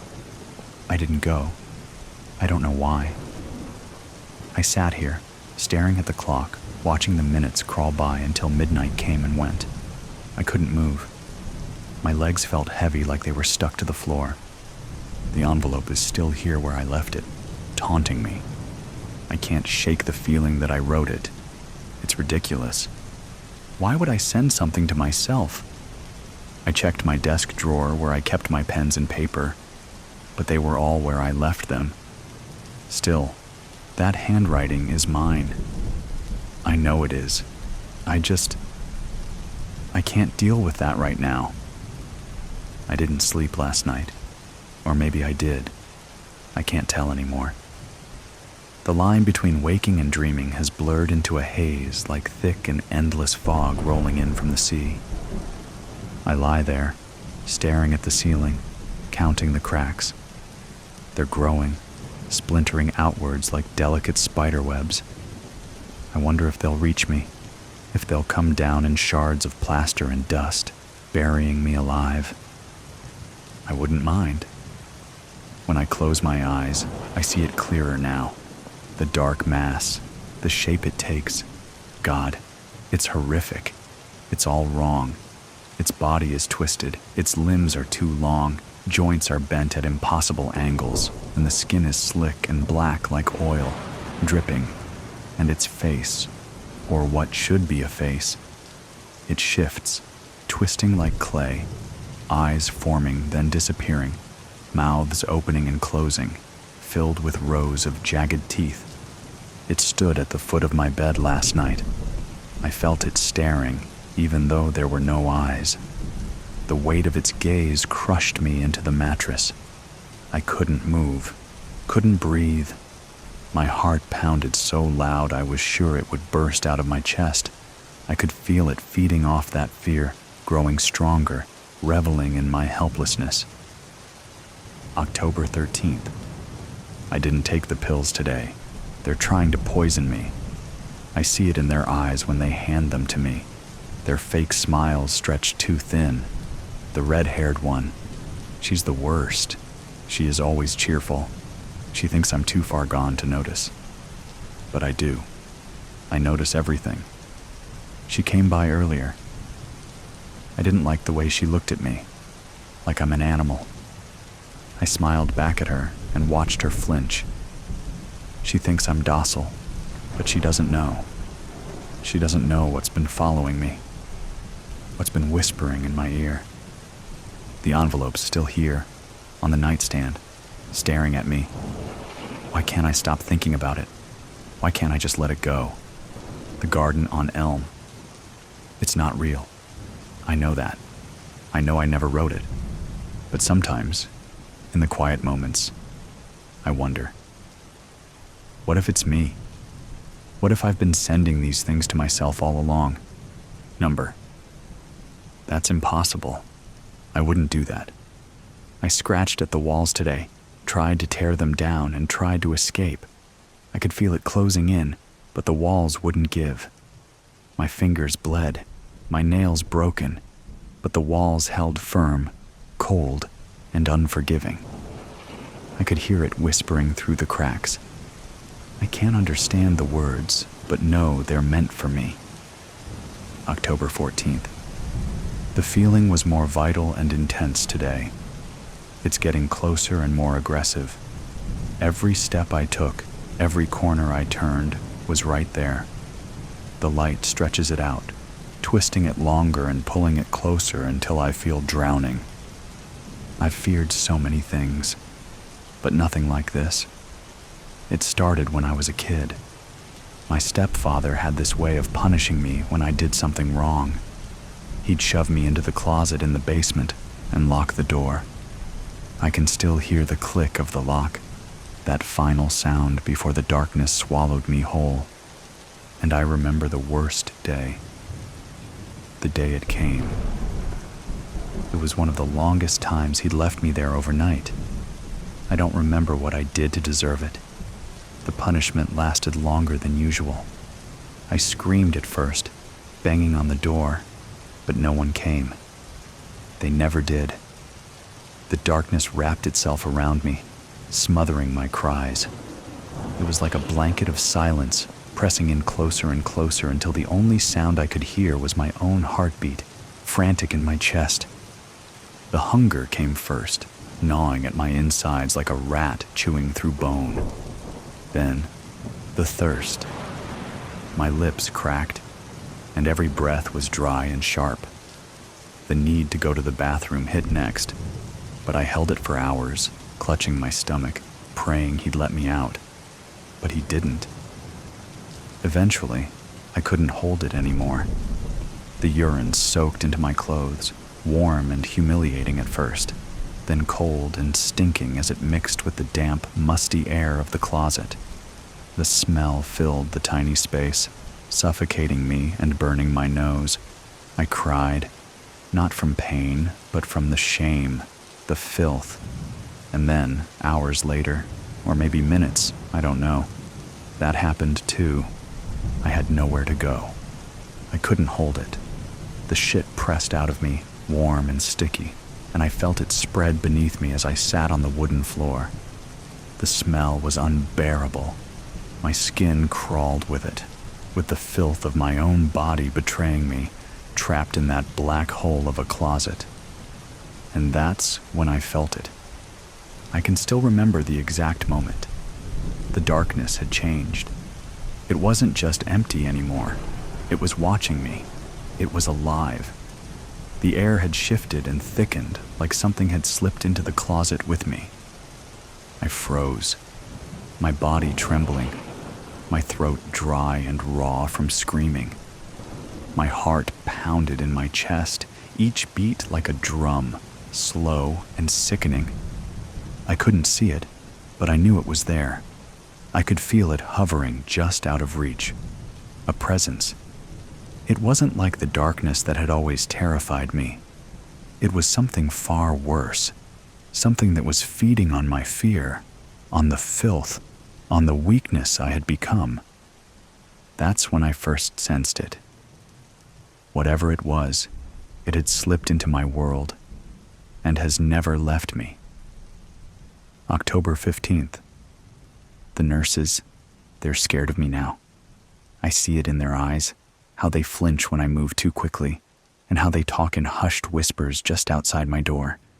They think I don't notice, but I do.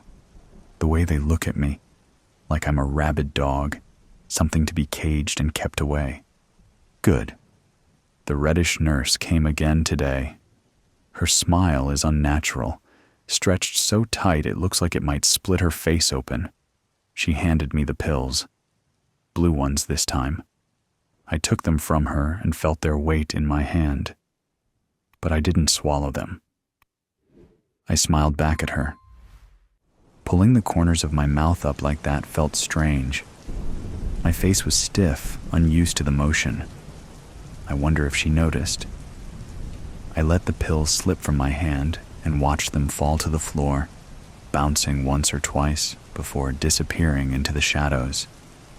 The shadows have been moving more lately, creeping across the floor like they're alive and hungry. I like to watch her bend to pick it up. Every time, her skirt hikes up just enough for me to see the curve of her thighs, the pale skin peeking out from beneath the hem. She does it deliberately. I know she does. She thinks I'm a vegetable, a shattered man with a broken mind locked away inside my own head. She thinks I don't notice, but she's wrong. She doesn't know I'm not alone. I've never been alone. So, she was honestly surprised when I knocked her to the floor. It wasn't hard. She's small, fragile. Her eyes widened, lips parting in shock as I grabbed her and shoved her down.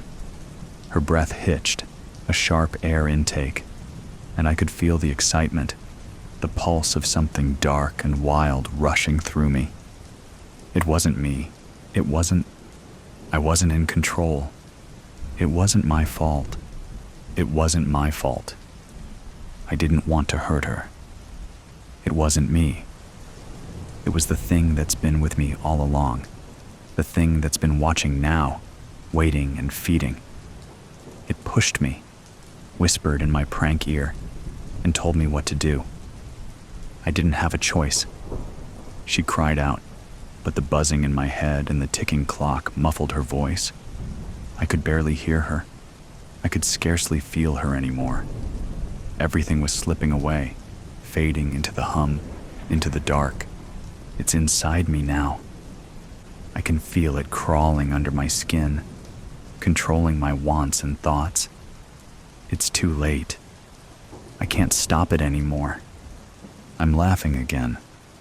I can't help it. The sound bubbles up from deep inside me, harsh and cracked. It echoes off the walls, filling the room. The nurse looks up at me with wide, terrified eyes, her breath coming in ragged gasps. She doesn't understand. She will. They all will. October 16th. I woke up choking on my own breath. It was standing over me, I swear. A dark mass, shifting, warping, like it was trying to decide what shape to take. My body was frozen. I couldn't move. I couldn't scream. All I could do was watch as it hovered, staring, the cold of it seeping into my skin like ice. It didn't touch me. Not yet. But I couldn't feel it anymore. So close. I've heard about sleep paralysis. The doctors like to throw that term around like it explains everything. But this was different. It wasn't a hallucination. It wasn't a dream. It was real. It was there, watching me with eyes that didn't exist.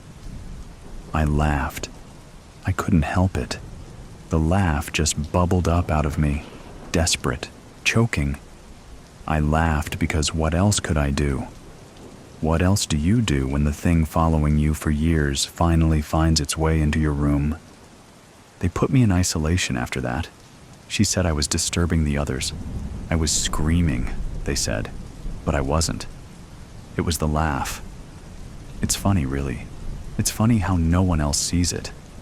The lights flickered today. I counted the seconds between the flickers. 3, then 5, then 8, then 1. Erratic. Like something was playing with the switch. It's toying with me now. That's fine. Let it play its game. I scratched at my arm until the skin broke. The nurses tried to stop me, but I didn't care. I needed to feel something. The pain is real. The blood is real. Thick, warm, dripping down my fingers. I let it pool in my palm for a moment, staring at warmth. It and watching it glisten in the pale light. It's funny how thirsty you get. I tasted it, just a little. Just enough to remember what it feels like to be alive. It tastes like metal, sharp and bitter, but it's mine. They found me after that and tried to patch me up, but they couldn't stop me from bleeding. They can't stop what's already inside me. The buzzing is louder now. It's deafening. October 17th. The walls. They're wrong today. I don't know how to explain it, but they feel different. The texture is off, as if the paint is peeling away to reveal something underneath. I scraped at the surface until my fingers bled again, nails tearing against the plaster. I had to know. I had to see what was underneath.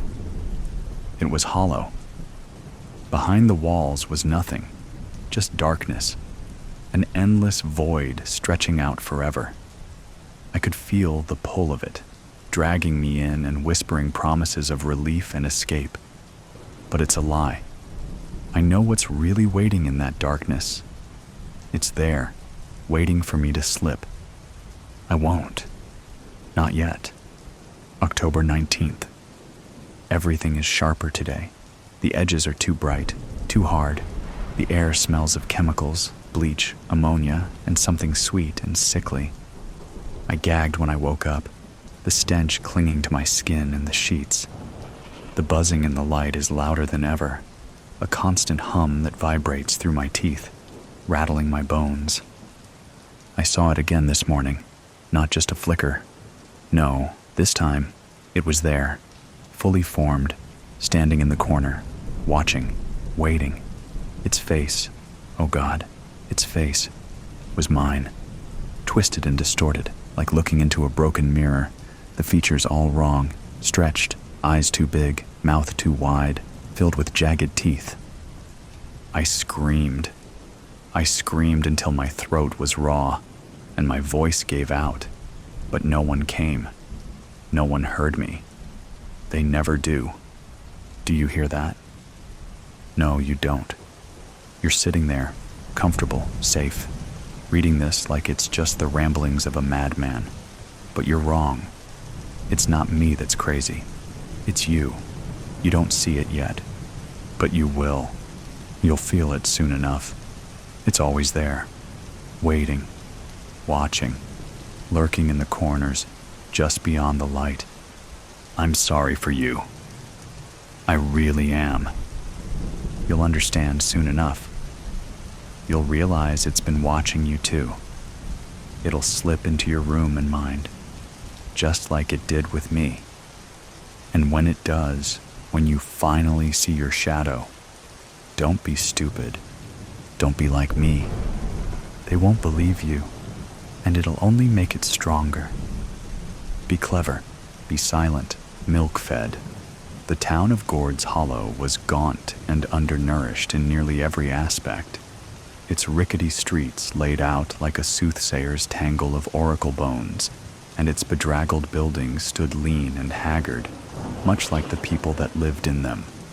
The whole of it was hunched at the edge of a sea cliff, and mist rising from the crashing waves below hung everything above with a constant pallor.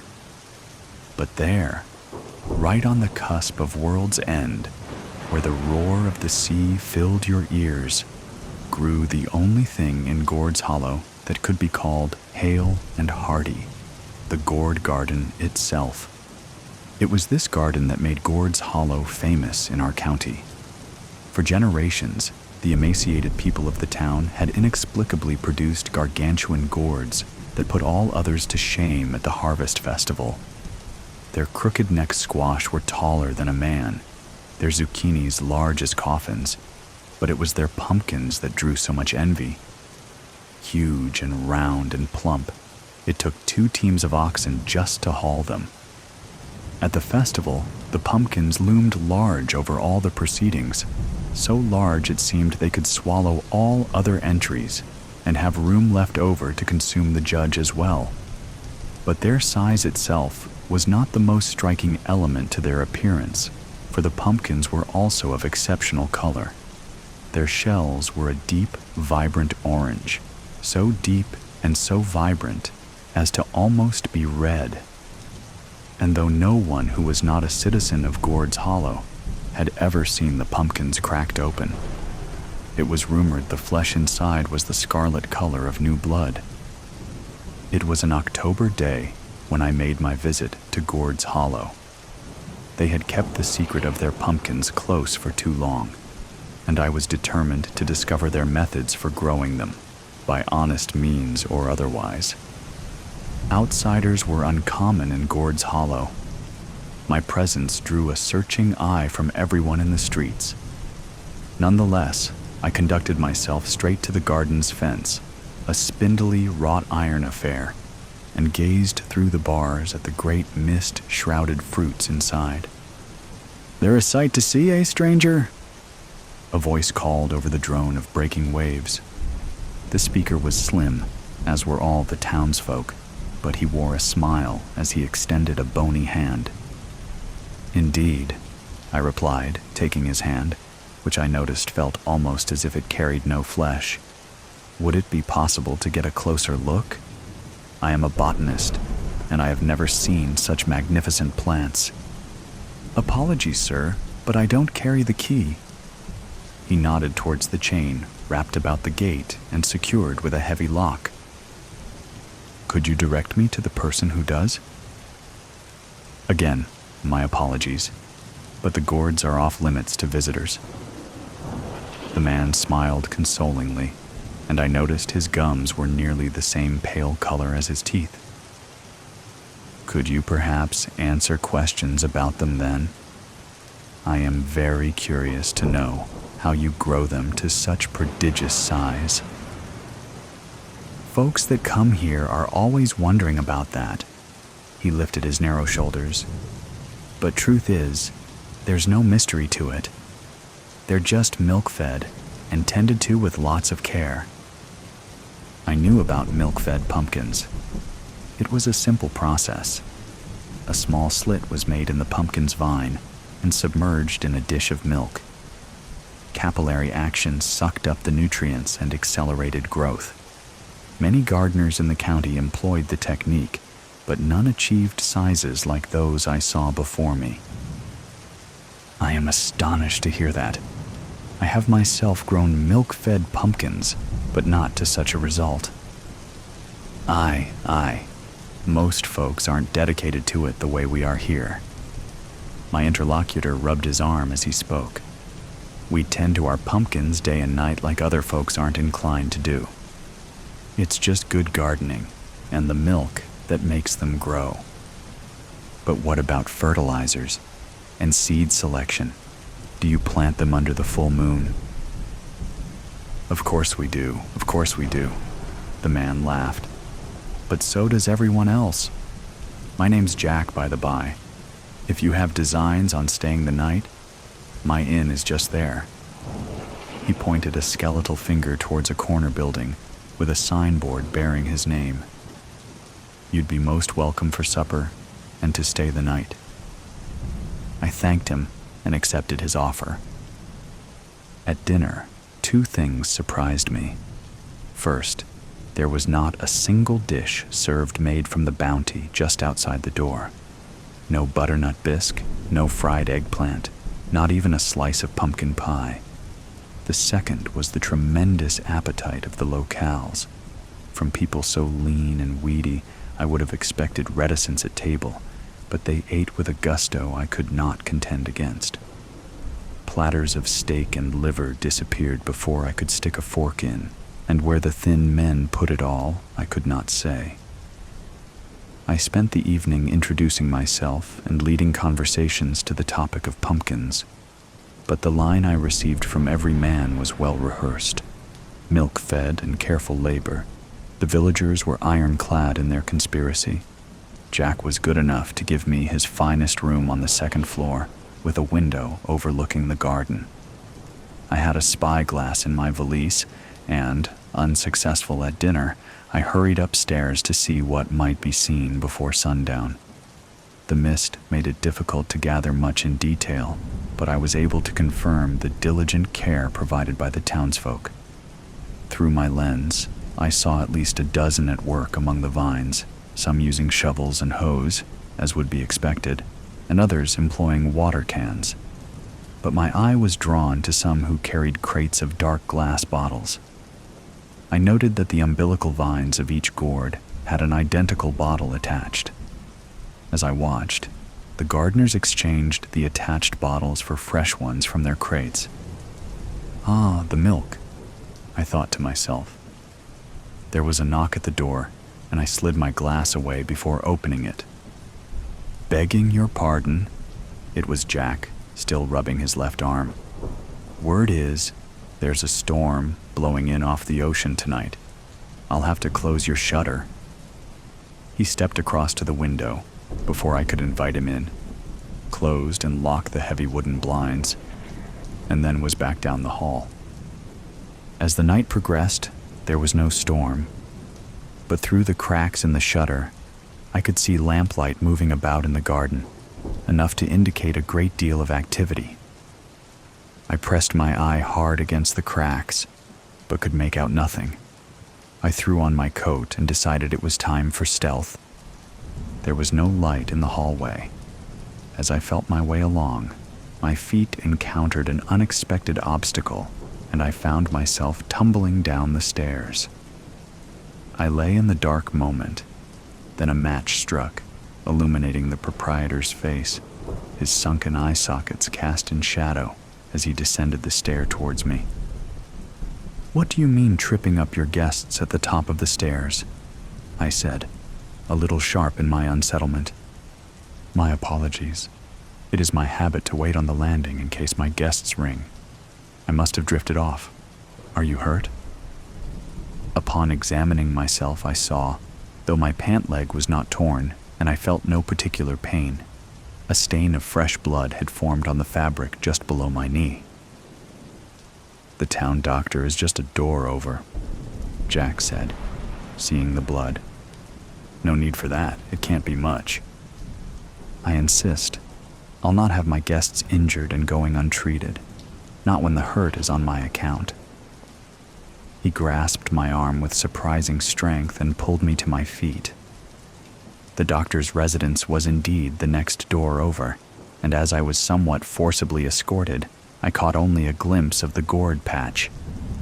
The gardeners were busy, their lamps glowing large in the mists, but I could not make out what duties they performed, though it seemed that some of them lay prone on the ground. The doctor was a short man, though still gaunt and hollow-eyed the same as Jack. He did not seem to have been sleeping before we knocked, and the lamps in his examination room were already lit. As we entered, he stepped quickly to the storeroom door, which had been left slightly ajar. Before he closed it, I saw its shelves were lined with dark glass bottles. "A tumble down the stairs, you say?" The doctor waved me towards a chair. "We'll have you stitched up presently." I sat and allowed him to lift my blood-stained pant leg. I was surprised to see my shin revealed unscathed. The doctor and I both stared a moment. Then I looked at Jack. His left arm, the one he was accustomed to rubbing as he spoke, was held close against his body. I had not noticed before in the dimness of the lamplight that his elbow was dripping wet. "It's not my blood," I exclaimed, feeling foolish to be in the doctor's chair while another man stood injured. "It's yours." Jack looked down at his elbow. The doctor moved swiftly to his cupboard, from which he extracted a tourniquet, and then to Jack's arm, where he applied it with expert efficiency. As I watched the speed at which the doctor worked, I was first impressed by his talent, but secondly, I became impressed by Jack's composure. He stood undisturbed by his treatment, as if it happened every day. Then I wondered that neither man had taken a moment to examine the source of the blood, but proceeded as if they already knew where the laceration lay. As I considered this, a horror needled into my brain. "Milk-fed," I whispered. Both men turned, their deep-set eyes glinting in the lamplight. "What was that?" Jack asked, his voice soft. "It's not milk. What you feed to the gourds, is it?" Neither man replied. "It's a wickedness," I said. They seized me, one on either side. "My apologies," Jack said. "It would have been better if you'd not come to our town." With strength, I could not resist. The two men pulled me outside. The doctor lit a lamp, and I was pushed towards the wrought iron garden gate. The glow of workers' lights haloed the gourds as I was drug along. The crooked necks stood taller than my head, and the marrow squash were laid above the ground like unburied coffins. At the foot, the great orange gourd, I was forced to my knees. "This is what it takes to grow them to such magnificence," Jack hissed as he bound me hand and foot. I waited to feel the bite of a scalpel in my inner arm. Instead, I was thrust face down, then it seemed, left alone. The lamplight faded, and I heard nothing but the droning of the waves below the sea cliffs. "Ha!" I laughed to myself, suddenly realizing what I had done. I'd come to Gord's Hollow to steal their pumpkin-growing secrets so I could beat them at the festival.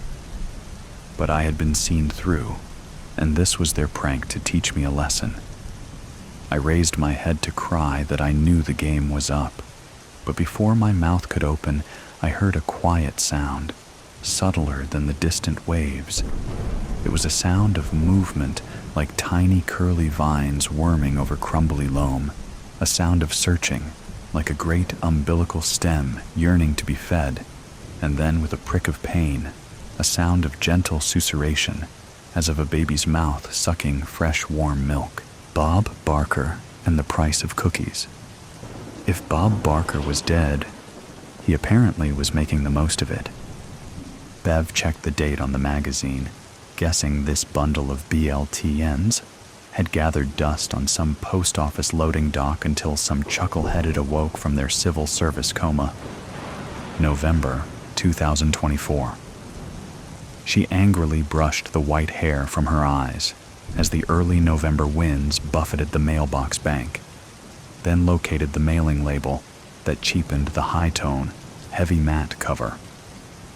Bev's old stylist had been a pretentious little bee with a stack of thick, chic, hoity town and countries in the waiting area, hoping to attract a classier clientele to her shitty little dump of a shop next to the campus Domino's that smelled perpetually of pepperoni and perms.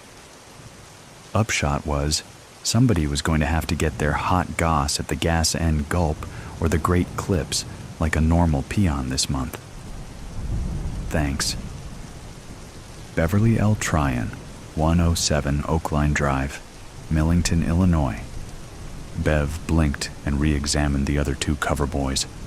She was pretty sure Jimmy Buffett had sailed off into the sunset not too far back. Her hairball ex would have held a 3-day wake for the man if he hadn't already cracked his parrot head 3 Februaries back on his way from the VFW to the Moose after the last of the vets cut him off. The Legion already had turned off the spigot, and Lend canned the VA shrink halfway into intake, opting instead for his former wife's counsel to grow a set and just get over yourself. The third didn't ring a bell with Bev. Dimly familiar old black guy who sported at least a 5-pack, and who might have been handsome if, well, you know. Whoever he was jamming out on some unnaturally white beach with the purportedly late Price is Right host and the patron saint of every midlife mess who'd ever dropped the mortgage on a PT Cruiser. By the way, apparently not J.D. Power's top pick for surviving a collision with anything much larger than a pop-top. She read on. Come on down. The 3Bs rock their second anniversary with Ritas and Rhythm in Paradise. Bob Barker raises the curtain on his mega canine rescue and personal crusade against poverty, while Jimmy Buffett and Harry Belafonte share their greatest hit island recipes, including the greatest cheeseburger this side of paradise. Bev frowned as a dead maple cottonwood cyclone teased her varicose ankles. She didn't care for Bob's new tarnished silver mane, and the alto sax was certainly a new one on her. Buffett wailed on his Martin guitar, part of a treasury of parrot head trivia she'd inherited along with the deed to a charred cube of Cruiser. Belafonte she now recalled from the piece-of-shit Beetlejuice movie her daughter had dragged her to after the divorce.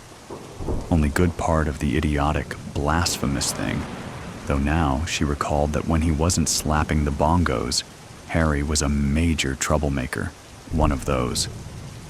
I thought he was dead. Bev heard her own cervical pop as she whipped irritably around to find 109 craning over her shoulder.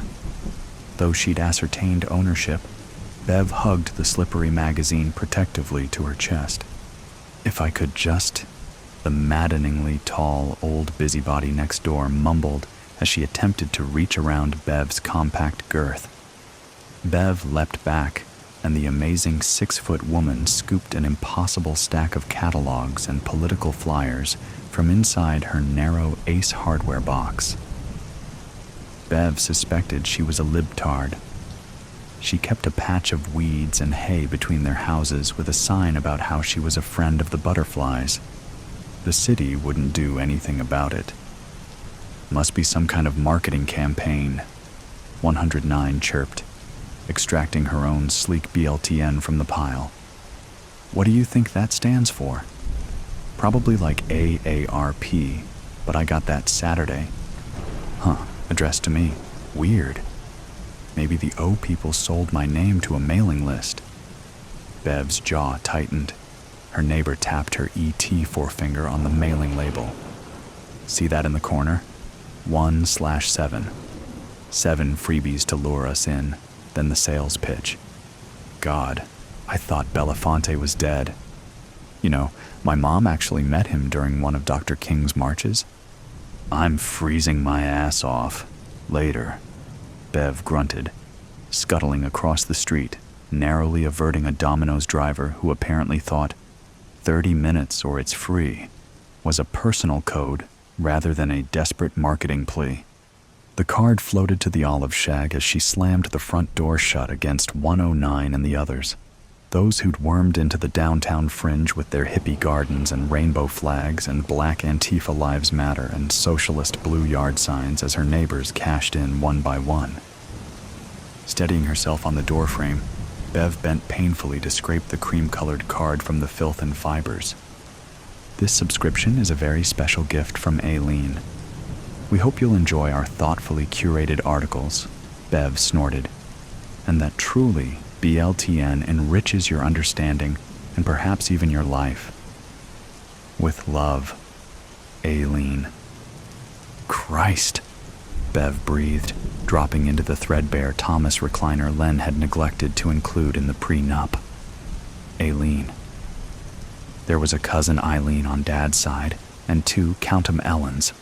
One a little cunt on the Millington High cheer squad who'd made her senior year a nightmare. The other a bigger cunt of a cousin on Len's roster who she hadn't seen since her ex's 40th. Bev studied the 4x6, logo-embossed card. She realized the signature was handwritten. That itself seemed hinky. The magazine had slipped between cushion and arm, and Bev cursed as she worked it free and flipped open the stiff cover. Barker stood, arms crossed, in an improbably green field under an impossibly blue sky, surrounded by seemingly thousands of people each holding a dog. Every color and size, humans and canines, and breeds Bev had never seen in her 30-mile radius of a life, or that show with that scrawny little Mexican Cesar Milano whatever. All dogs go to heaven, but Bob Barker wants all transcendents to have a forever home, too. See page 10. As Bev polished off her Marie Callender's meal to share Italiano meat lasagna with a dessert combo of Barker and Buffett, she was certain she'd been scammed on some elaborate and epic level. The old bait and switch, Len would have called it, probably. What was the phrase? Catfishing her for her Discovery card information, or Social Security. Bev's old pal, Wikipedia, had confirmed Barker had died in August 2023, 1 cent short of 100 of the Alzheimer's. Unless they'd discovered some miracle cure for dementia and rigor mortis, Bev suspected somebody with a computer had deep-faked up the entire photo spread like they had at the Capitol back in 2021. Buffett had nibbled his last sponge cake about a month after Barker'd cashed in, and Belafonte's ticker'd kicked out in April the same year. Bev read on, forsaking NCIS and then NCIS and so on, to peruse Kirstie Alley and Olivia Newton-John's favorite John Travolta films, Not What You'd Think. Latenu Hura Lady's new stage production of something called A Raisin in the Sun, and a selection of Tom Clancy's latest poetry. The new Harper Lee and Raymond Chandler novels were coming out, and Roger Ebert reviewed Robin Williams' upcoming comedy. Throughout were more references to transcendence, something called shepherding that appeared to be some kind of Big Brothers, Big Sisters deal for adults, and other weirdo jargon with a Scientology-type vibe. By 10:30, Bev had bypassed the crossword for a last-page nightcap called BLTN Bites. At first, she recognized none of the 8 mugshots lined up along the bottom of the inside back page, and she fumbled her Walgreens cheaters on to see just what this shit was all about. I'd sacrificed my creativity for what I thought were family responsibilities when I actually had surrendered what I loved for family expectations. Now, I sacrifice nothing. Tina H. Shepherding has opened the doors that kept me in darkness as a husband and father. Sergio F. As I help heal tortured and guilty souls, the cries of the camps finally have begun to fade. Gerhard W. I'd tried to treat my wartime nightmares with liquor and marriage, except I was only chasing poison with poison and a toxic relationship. Leonard T. Bev paused at that last, scrutinized the accompanying thumbnail, a beaming, tanned, mustached man who appeared to have lost a good 40 pounds and a network of broken capillaries. Len seemed to be smiling up at her, not in contempt but with an infuriatingly pitying joy. Bev frisbeed the magazine across the living room. The second edition was in the mailbox Friday, slumming with the Miles Kimball / Harriet Carter catalogs and Subway and Arby's coupons. Doris Day, Grace Kelly, Janet Leigh, and big-boobed Kim Novak adorned the cover this time, sharing a jumbo bucket of popcorn under a theater screen filled with a doughy, inscrutable face. "We too!" the blood-red headline screamed. Hitchcock's blondes talk Weinstein, micro and macro aggressions, and traps and tips for tomorrow's Hollywood 2BIs. Bev's faintly glaucomic eyes did a full loop as she wondered what in the fuck a 2B was, and she turned from the trio of mailboxes before glancing about the dead, gray block and sneaking a peek inside 109. Beef and cheese and teriyaki chicken, Harry and David and Land's End catalogs, and 109's own copy of BLTN. Bev started toward 108's box, but a chipper voice shattered the frigid November air, and she tasted copper. "We have to quit meeting like this," 109 murmured, with a theatrically arched eyebrow, towering entirely too closely. "Oh, it's here. I was hoping. This would have been perfect for Thursday chemo." The WNBA's eldest draft pick looked more Panera's or Whole Foods than Arby's or Subway, pale and knobby and the color of chicken skin. "Shoot, I was hoping maybe you'd want mine," Bev lied, waving the glossy magazine. "You don't like it?" Uzdokas gasped. "I find it so affirming. You know everybody in there's dead, right?"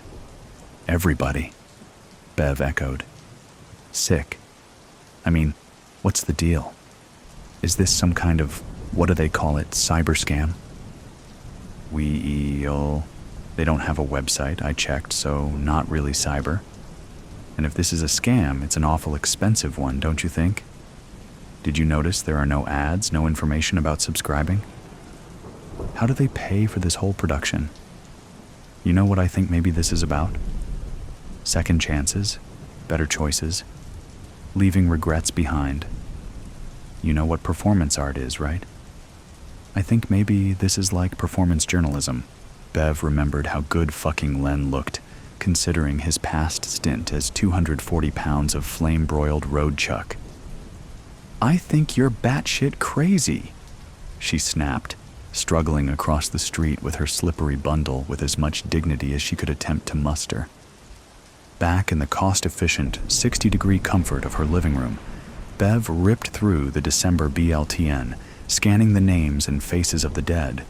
Cronkite, Winehouse, Plath, Walters, Shakur, Bogart, Cobain, Dr. King, Mr. Spock, the famous dead Kennedys building homes with Eisenhower, Johnson, Nixon, and a lanky and badly styled goateed fellow who, if Mrs. Werschnick's fifth-grade history served her, had taken one in the balcony 40 and some odd more ago. This time, Bev snatched the card mid-flight. A gift from Aileen. Just between us. Aileen. The tone was indefinable, the silence that followed arctic. Bev stumbled backward against the recliner's arm. "Nat, do you know any Aileen? Wasn't there an aunt on your dad's side?" You never listened. Bev's daughter sounded a decade older, though it had been a little less than 3 years since they'd last exchanged a spoken word. What? You never listened. You couldn't hear anything through your anger and hate. You wouldn't hear anything. God Natalie's voice broke into harsh, strained sobs. The hell are you babbling about? Bev snapped even as her fingers trembled around the smartphone. Of course, it was us too. We wouldn't hear it. Him. Her. Oh, fuck. We thought we were the victims. We were the ones in pain. But you. Fucking you. Bev was now holding the phone in both hands, perched on the Thomas's arm as if suspended over infinite space. I'm not sitting here while you fucking cuss me out. You called me, Nat shrieked, gasping and now laughing murderously. After all this time, you called me to remind me what a poisonous, soulless, hateful old cunt you are. Well, her daughter panted. Well, I guess better late than never. Right? Right? The phone slipped from Bev's arthritic fingers as she fell back into the cushion, veined legs kicking, folded and trapped on her back like a tortoise wearing its carapace beneath the skin. Nat's unearthly rage and madness crackled somewhere in the deep green pile below, a blaze her mother was powerless to extinguish. Just between us. Before the evil took hold of him, it was their little joke. One more thumbprint cookie, an extra slice of Kroger cake or Baker's Square French silk before Mom scooped him up for supper. A reminiscence or chuckle her woke daughter would never have tolerated. We'll keep this our little secret, just between us. When Aiden finally confided in Grandma, he'd turned it against her, and she wasn't going to be extorted by a spoiled, sick 13-year-old. After it all began, after Aiden began spewing insanity, his vile inner thoughts and whinings, after the wheedling and fits and the pervert libtard shrink, and the constant trips to Chicago, and the financial realizations that threatened Paula's college, and the public displays and declarations, and finally the family's exile from holidays and even communications, the cookies and cake and the secrets had halted. When Bev herself banned the boy from her home, spitting his adopted pronouns back in his face, he'd called blubbering from one of his freak friends' phones to keep her from immediately ghosting him. He was alone. Dad would no longer speak to him. Mom had told him he was a selfish brat who'd made them outcasts. Aunt Nina told Mom, on speaker no less, that she couldn't have the girls exposed to such depravity, and the church in which Nat, Paula, and Aiden all had been christened had written to revoke God's blessing on the deity's behalf. Grandma, just between us, I kind of feel more and more like just killing myself. Bev also had received a Dear John, Luke, Matthew, Mark from the Second Millington Church of Jesus, though not from quite so far up the chain and merely punching her ticket to Tuesday night prayer and gossip and the coveted holiday potluck chairmanship. It had been months since Nat had so much as dropped her a check-in text, and the atmosphere at the Catholics' Thursday public bingo had dropped 20 or 30 degrees since Aiden's, parentally, unauthorized interview on the local AM morning show. Well, Bev had reflected, calmly, tonelessly, better late than never. Oh, of course, she couldn't blame herself. Like the literal drama queen Aiden had become demanding his true self, he didn't have, nor, as Bev had quipped, any longer had the stones to face the humiliation he'd brought down on his family, on his grandma. She had nothing to torture herself over. That was on the man with the swastika and Jesus tattoos who'd unloaded 7 slugs into the creature who was once her little guy in a Peoria LGBTQ health center lot to the tune of Genesis 1:27. Number it was the betrayal. Bev raged as she thrashed ineffectually to free herself from this final, posthumous revenge, the effort sending jolts of pain up her left arm. He'd broken their pact. The little bastard. Or bitch. Finally, a young feminine voice pierced the growing fog. Bev blinked up at a figure perhaps not as lovely as Aiden had been handsome, but somehow far stronger. Better late than never, I guess. Miss? She'd been halfway down 107's weedy walk when she turned beaming to the gaunt, middle-aged woman gripping the porch rail next door, as if she were awaiting the first life raft. The long, frail neighbor woman was smiling uncertainly back, apologetic concern in her deeply sunken eyes. "Hello," the girl greeted in a rather low but somehow comforting tone. Instead of holding her stance in annoyed indecision or briskly crossing the scrubby turf between them to expedite the encounter, the young woman continued down the walk and took the sidewalk to 109. On closer examination, she was what some might call homely, slender but big-boned, crisp blue eyes, set perhaps a centimeter too far apart for standard, conformist beauty. But she moved with what Kelly's own mother might have called bearing, a confidence in who and what she was, and that whatever that was just, well, right. The girl waited at the bottom of the steps, inviting, inquiring, neither expectant nor demanding. "I didn't mean to disrupt your day," Kelly said. "I thought I might have heard something from, Beverly's a minute ago, and I just wanted to know everything was all right." "It is," the young woman smiled brightly. "So you're not... I'd understood she had a grandson." She did. "And please don't be sorry, I was coming to see you next. You've received your complimentary BLTN, Mrs. Grambling?" Kelly's head tilted before the smile returned. "Well, yes, though I'd have to say I'm at a bit of a loss as to what exactly it is I'm reading. Full disclosure, I'm in no position for long-term subscriptions." The girl looked to the sky with a grin. "I guess, if I had to say, we're about second chances, better choices, leaving all regrets behind. Options. I'm kinda out of those." Kelly sighed. "Mrs. Grambling, do you have a minute to discuss options?" "I guess I have that. And please, Kelly..." Aileen, insatiable darkness. Not the kind that comes when you close your eyes. This is something else. Heavy, dense, like the world's been erased. It's pressing down, sinking through me. I can't breathe, can I? My chest should be moving, doing something. I don't know why I expect that. Then, something else. A noise. No, not a noise.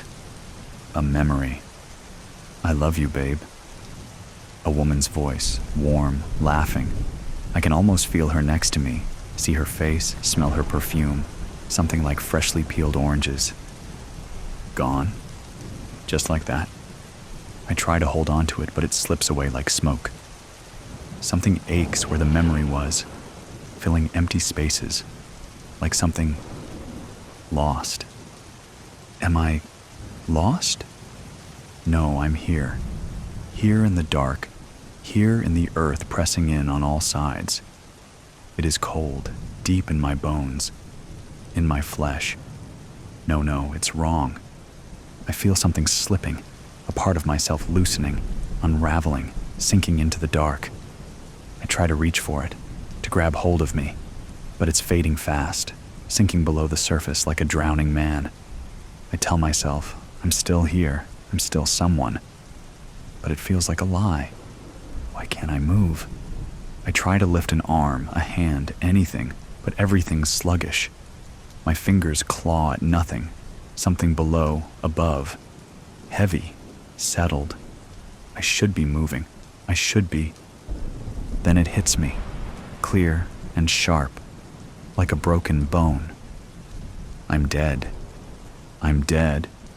I don't breathe.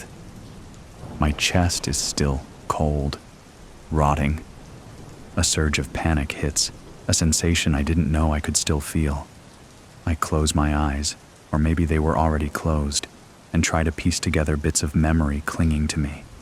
A bright day, a laughing face, a small sticky hand in mine. Gone.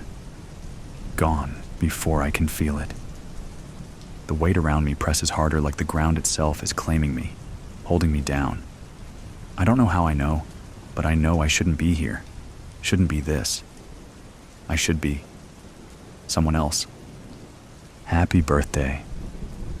Her voice echoed through me, through the dark. I don't know who she is, but the words cut through me, raw.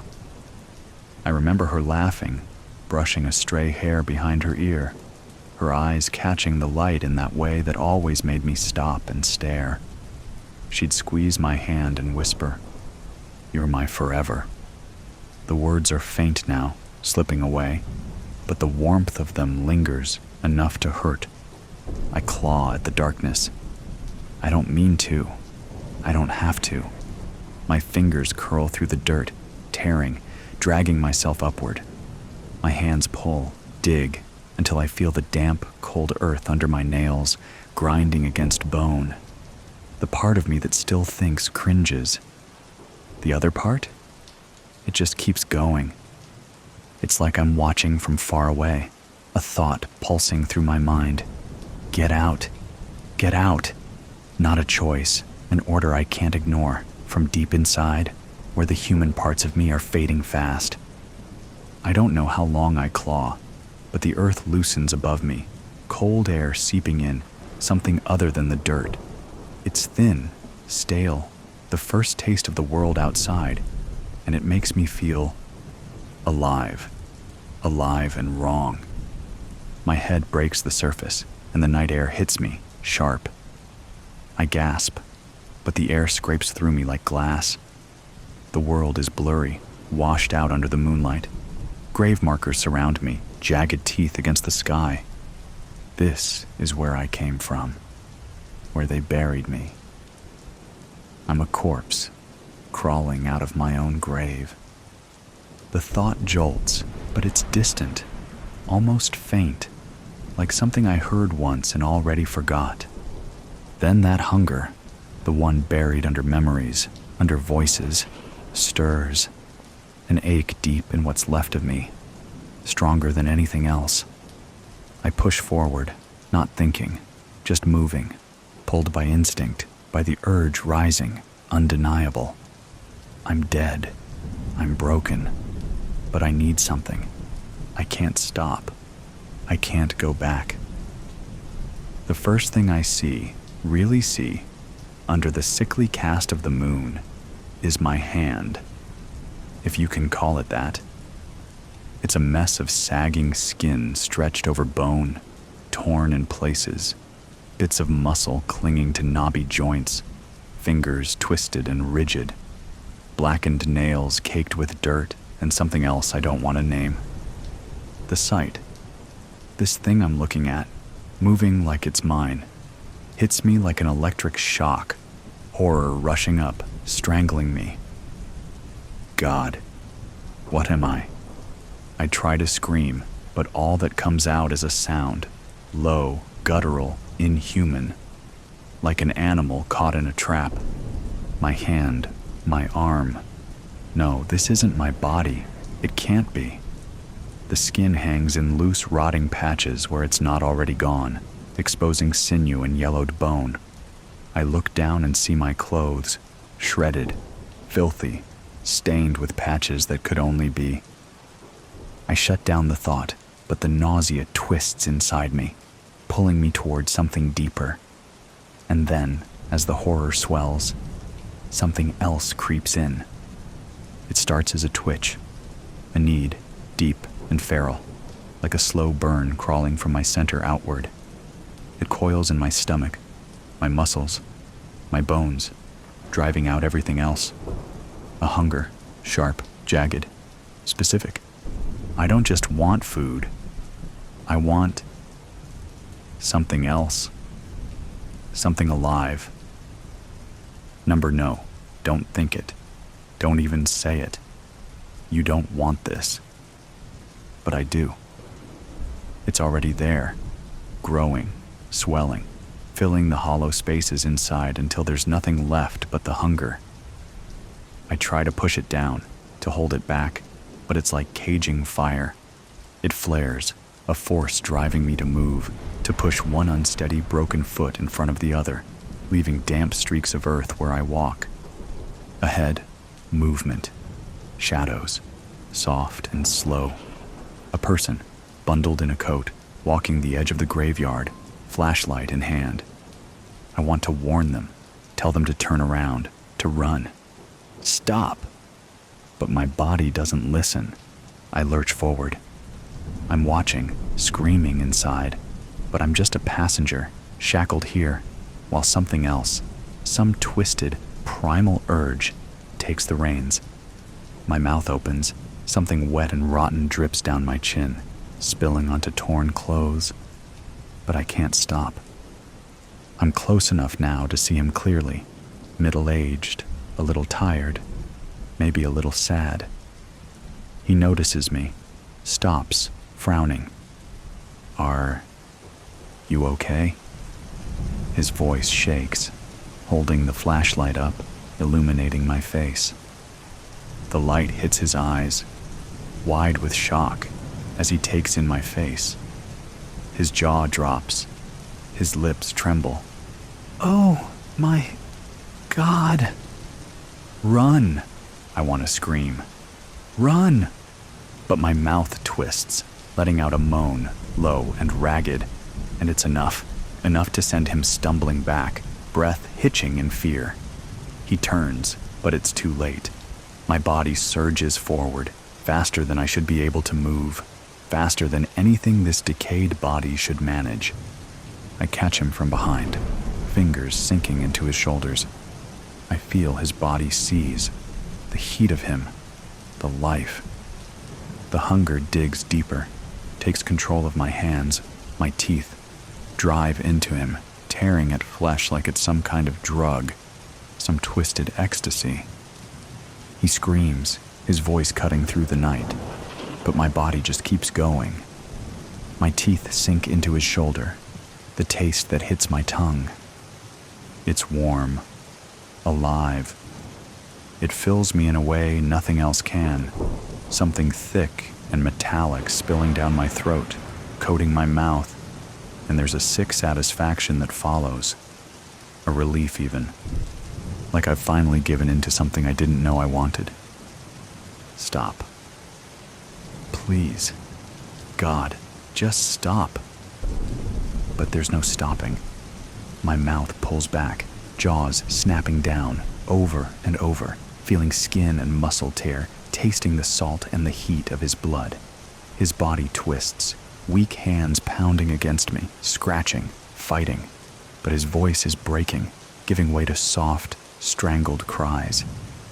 It's him and me, my body devouring his, my mind screaming in silent horror, torn between the repulsion and the craving, both so strong I don't know where one ends and the other begins.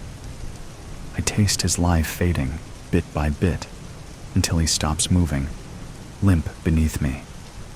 My hands fall to my sides, and I'm left there, panting, mouth and hands covered in his blood, insides roiling with satisfaction and disgust. The hunger settles, just a little, but doesn't go away. It sits there, dark, waiting. I know it'll be back. I look down at what's left of him, the bloodied mess that used to be a person. Pieces of him are scattered around me, stained on my clothes, smeared on my hands, and I feel nothing. Not horror, not revulsion, just emptiness. Number. That's not right. There's something else, something worse. I feel good, sated. A part of me is horrified by this, revolted. But that part feels so far away, drowned by the darkness. The hunger whispering again, like an old friend, like a promise. I don't know what I am anymore, but I know what I'll do. When the hunger comes back, I'll follow. There's blood on my hands, dark, drying, almost black in the moonlight. It stains the shredded skin, sinking into the folds and cracks as if it belongs there. I stare, feeling nothing, but then a name surfaces in my mind, just a whisper that strikes like lightning. Emily. It hangs there, echoing in the dark. A face appears, flickers, blurs, her eyes dark and warm, framed by wavy brown hair. I almost feel her, the laugh that carries through time. She's saying something to me, but her voice is faint as if drowned. I love you. The statement hits me, and with it, shame, thick and heavy, curling around the hunger. And there's a weight pressing on my chest, suffocating, even though I know I can't breathe. Guilt claws through the numbness, pulling her words up from wherever I tried to bury them. But it's gone, leaving only emptiness. My head pounds, trying to piece together fragments of who I was. The flashes come and go, sharper, harder to bear. The kitchen table, a family dinner, laughter, the smell of coffee, her voice as she hums, my wife, her hand on my face, the love so clear I could cry. Then it's gone, and I'm left alone in silence. The hunger stirs again, gnawing through the warmth of memory. Another face flickers into view. A child, a little girl, with a gap-toothed smile, clutching a worn teddy bear, her eyes full of trust. My daughter. I'm holding her hand somewhere bright, laughter filling the air. She'd giggle, squeezing my hand, saying, "Daddy, let's do this forever." And I'd smile, say, "Forever, baby." I feel it, warmth in my chest, something close to happiness, something I can almost touch. The thought stabs through, sharp and real, and the pain that follows is worse than anything I've felt. I want to scream, to claw this feeling out of me, but it's part of me, inseparable. My family, I need to find them. No. And that's when it hits, the full weight of it. They're gone, forever. I'm the one left here, trapped in this rotting shell, condemned to this endless gnawing hunger. A laugh bubbles up, ragged, hollow. I'm dead, but I'm still here, clinging to what's left of them in my mind, like some kind of pathetic penance. And yet, it'll never be enough to fill the void they left. The hunger stirs again, feeding on the pain, growing with each memory, each regret. But there's something else, faint, a whisper from the last remnants of who I was. You don't have to do this. I close my eyes, letting the memories wash over me, feeling their warmth, their pain. And for a moment, the hunger loosens, slipping back, and I'm just me, a person, a father, a husband. I can stop. I'm trying to cling to that sliver of clarity. I'll stop. But the hunger is there, lurking, waiting. I thought I could stop. I was wrong. The hunger comes back, an unrelenting, insatiable beast. It doesn't care about vows or memories. It rises, drowning every thought, every last shred of who I was. All I know is the hunger, expanding, filling me like rot spreading through flesh. I stumble forward, dragging my feet each step closer to the living. A faint glow of streetlights in the distance pulls me, and even as I scream in my mind to turn back, it's too late. My body isn't listening.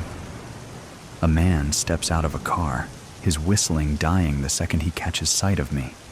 For a heartbeat, there's confusion in his eyes, just a flicker of disbelief. but I'm close enough to feel the warmth radiating off him. Run, I think, but he doesn't get a chance. My hands dig into his shoulders, nails scraping bone. He tries to pull back, but I clamp down my teeth, shredding through his skin. Hot blood gushes into my mouth. It's metallic and raw, filling me with a sick, animalistic thrill. He's screaming, a primal sound that echoes through the night, but it only fuels my hunger. My teeth grind deeper, ripping flesh, crunching tendon. His warm blood splatters hot and sticky over my hands, down my chin. No, no. The words spill out, garbled, thick with blood. Somewhere inside, I want to stop, loosen my grip, let him go. But the hunger claws at me, relentless, drowning out any shred of mercy. My hands keep moving, fingers tearing, teeth sinking deeper until I'm lost in the raw, brutal rhythm, ripping, gnawing, consuming. I don't stop until he's just a bloodied, hollowed shell at my feet, a nightmare painted in red. I stagger back, wiping my mouth. I can still taste him, feel him inside like he's become part of me. I stumble away. The hunger gnaws, relentless, twisting inside me. I turn a corner, desperate to escape, but there's someone else, a woman walking her dog, oblivious. No, please, not again. I beg, but it's useless. My body moves on its own, drawn toward her warmth. Her screams slice through the darkness as my hands latch onto her, fingers digging deep, holding tight. I bite down, tearing into her shoulder, the rush of her blood searing through me. It fills me, but somehow only sharpens the hunger, that endless, insatiable need that nothing, not even flesh, can satisfy. Please, I think, let this end. Let me die. But the hunger, it stirs again. I feel it, low and insistent, an ache that won't go away. I close my eyes, hoping for darkness, for an end. But there's nothing. Nothing but the hunger, whispering. And I know in the deepest part of me that this will never end. I open my eyes, hunger gnawing at my bones, and find myself on a dark street lined with familiar houses. I don't know how I got here. One moment, I was somewhere else, sinking into darkness. Now I'm standing in front of a house that feels known. The porch light flickers weakly, barely alive. My eyes trace the door, the windows, edges worn by years of something I can't name. A tightness clenches in my chest. I'm not supposed to feel anything. But this place presses on me, screaming from a fading part of me I can't reach. I step forward, feet dragging over concrete. My hand, what's left of it, finds the door. I feel the metal, cold, sinking into bone. The door swings open. Inside, the smell hits. Coffee. And something warm, like number stop. But it's too late. I know this smell, this place. My feet pull me inside, down the dark hall. I'm moving without meaning to, my body betraying me, dragged forward. The hunger, that terrible hunger, pushes me on. A sound from upstairs. A creak. Tiny feet across carpet. I know what it is before I see. The hunger digs in, twisting me, urging me up the stairs. I don't want to go, but I can't stop.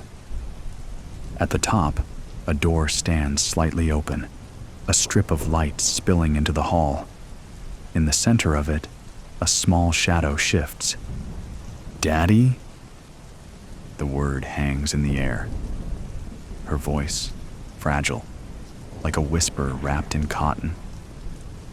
I try to say her name, to warn her, but all that comes out is a low, guttural growl. Her eyes widen, She steps back, dropping her teddy bear on the floor. Her lips tremble. "Daddy?" Her face blurs, twisting, fading. But there's something else, a flicker, faint, buried in what's left of me. Love. It's small, fragile, breaking through the cracks, just for a heartbeat. Her name is there, soft and warm. I remember her tiny hand in mine, her laughter, the way she'd look up at me with those trusting eyes, the way she'd curl up against me, safe, warm. I know I would do anything to protect her, anything to keep her safe. But then it's gone, snuffed out as the hunger roars up, an endless gnawing void swallowing everything I was, everything I am, shredding the last scraps of me, chewing up memories, swallowing every last trace of who I was. What's left of me drowns, dragged down, a stone sinking in a black sea. All I hear is the beat of her heart, pulsing warm in the silence. Run. Please, baby, run. But I lurch forward, teeth bared, hands reaching. The hunger takes over. I am gone. Psychography of Fear Lieutenant Michael Donovan, Homicide Division, Harrison Police Department, 465 Avenue A, Harrison, Michigan, 87078. Lieutenant Donovan. Should this letter reach you in time, you will find me entombed within the Bartholomew family mausoleum at the Bayview Cemetery. Buried in the floor near the north wall is a crypt covered with a clear quartz-like stone which forms the lid. Depending on when this letter reaches you, I may still be alive. Now, before you judge Clarissa, know I loved her dearly. My wife enjoyed a generous trust, and she gave back willingly to the community through the Bartholomew Foundation. Before my acquiring the calcium carcinogenic disease, we enjoyed a full, albeit private life. Unfortunately, the progression of my malady caused a severe deformity to the bone structure of both my spine and face, giving me a chalk-like necromantic disposition. Could you live with protruding spindles of white abnormalities in your cheeks, jaw, and neck? Can you imagine the pain from a severe left-leaning gait caused by spinal collapse? The sad joke of the neighborhood brood calling me the Hunchback of Notre Dame? And yet, so like the Hunchback, I possessed a kind soul. Our run-ins with the Harrison Police Department began some years ago when Clarissa became, if you will, off-kilter, caused by her living with the progression of my physical misfortunes. I refused to ask for help, a mistake on my part in hindsight, and stood by as her pathologies gained in concert with my own, but not in her body, as in mine, but her mind. She became obsessed with the belief that by experiencing fear, a euphoric state could be obtained when adrenaline and stress hormones within the amygdala of her brain spiked. She believed the exhilaration generated in her psychosis came from beyond the realm of human awareness. Who can argue? I catered to her delusions. She demanded I accompany her as she drove our Porsche up the mountain. Dome overpass at enough speed to frankly terrify us both. She screaming wide-eyed with delight, me praying for it to all end, white fists on the dash, while the lights and sirens of the department pursued us. Later, Clarissa insisted her fear level dissipated too quickly and wasn't nearly enough in intensity to achieve the arousal she desired. So next, we tried drowning. While holding her head beneath the emerald lily pads I loved so dearly, her body thrashed, the water churning with her panicked kicking, her clawing at my bleeding forearms. But again, it was not enough. Rising from my release, sputtering and choking, she soon screamed at me for holding back, claiming me weak. She needed an extended fear episode, and she needed a higher level. She needed not fear, but terror, and for a long time. What could achieve this? I'll let Clarissa describe the effect achieved from her own diary. May 1st, 2024. I know it's wrong. It makes no sense to speed recklessly, to drown yourself to near death, to lie in desperation for rescue in a grave. And yet, what is the harm? I am not hurting another soul. Henry is helping me. My poor malformed Henry, you dear. May 5th, 2024. Even now, I relive the event in my mind as a dream. It's at night, and Henry and I enter black iron gates. The sign, Bayview Cemetery, creaks in the dream as the wind rises. It must be fall as brown leaves tumble ahead of us. We soon find the Bartholomew Mausoleum. Henry turns the key in the oak-timbered door, but he must throw his shoulder to force it open, each thrust causing another scrape against the marble pedestal of the entry, the moon glistening on the white rock. We enter, and the odor of dust raises my adrenaline, my heart rate. Fear rises up my back, a tickling sensuality. Should we have brought a flashlight? We're idiots not to bring a light. My iPhone. I fumble with the app. Henry has brought a crowbar from the Porsche, and we pry open the lid of my parents' crypt. It takes both our strength, but with a sound of heavy, clear quartz against granite, the 8-by-5-foot lid slides away. In the shaking light, the sightless eyes of my parents stare. I gasp as my breath is plucked from my chest. My bearded father is dressed to the nines in a rotting black tuxedo. My mother's white wedding dress is shredded by, I surmise, tunneling incubuses. My parents are shriveled, dry, and dead. How long? 5 years. I ask Henry to help me lie on my parents' bodies and feel the lumping softness on my back, down the back of my bare legs. I should have worn trousers. My long-ago mother's embrace holds me as I settle in. I still feel her love. Is this possible? There is a rush up my back, the tingling of nerves. Slide the lid closed, Henry, I say, peering up at him. Take my iPhone, please. Are you sure? He asks. Number, give it back. He smiles and hands down the phone, slides the lid closed, and leaves. Pitch black arrives when the mausoleum door echoes closed. No more Henry. I am now immersed in the intimacy of death. My hands push up on the slick quartz lid inches from my face. Turning on the iPhone, I strain to look and see the phone is nearly out of power. There are no service bars. Setting the phone on my chest, the light goes out. A guttural hack from my throat. Retapping the phone gets the screen light to come back on. The quartz lid of the casket on my fingers is cool, smooth, and unyielding. Pushing with all my strength, I try to raise it, slide it. It does not yield. I cannot move my head more than a few inches. I try to turn my body to get more comfortable, but can't. I lift my foot, and it hits the bottom of the lid with just inches to spare. I know cortisol and adrenaline are being released into my body because my chest is pounding, and I can't hold a thought. I am grabbing the pieces of my mind as if each thought is a stray cat, uncontrollable and desperately yowling. My mouth quivers with a bitter, foreign, metallic taste permeating the back of my throat. I know a fight-or-flight response is triggering panic. I'm hyperventilating, breathing gutturally, panicking, and almost out of my mind in terror. The breaking point comes when a slither crosses my bare ankle. This is not an insect. It has weight. It is slick, moist, and warm. Where is Henry? Please God, where is he? I take deep breaths. This works to calm me and then doesn't. My heart beats in pain, a heart attack. 30. You're too young. You're too young. Hold on a little longer.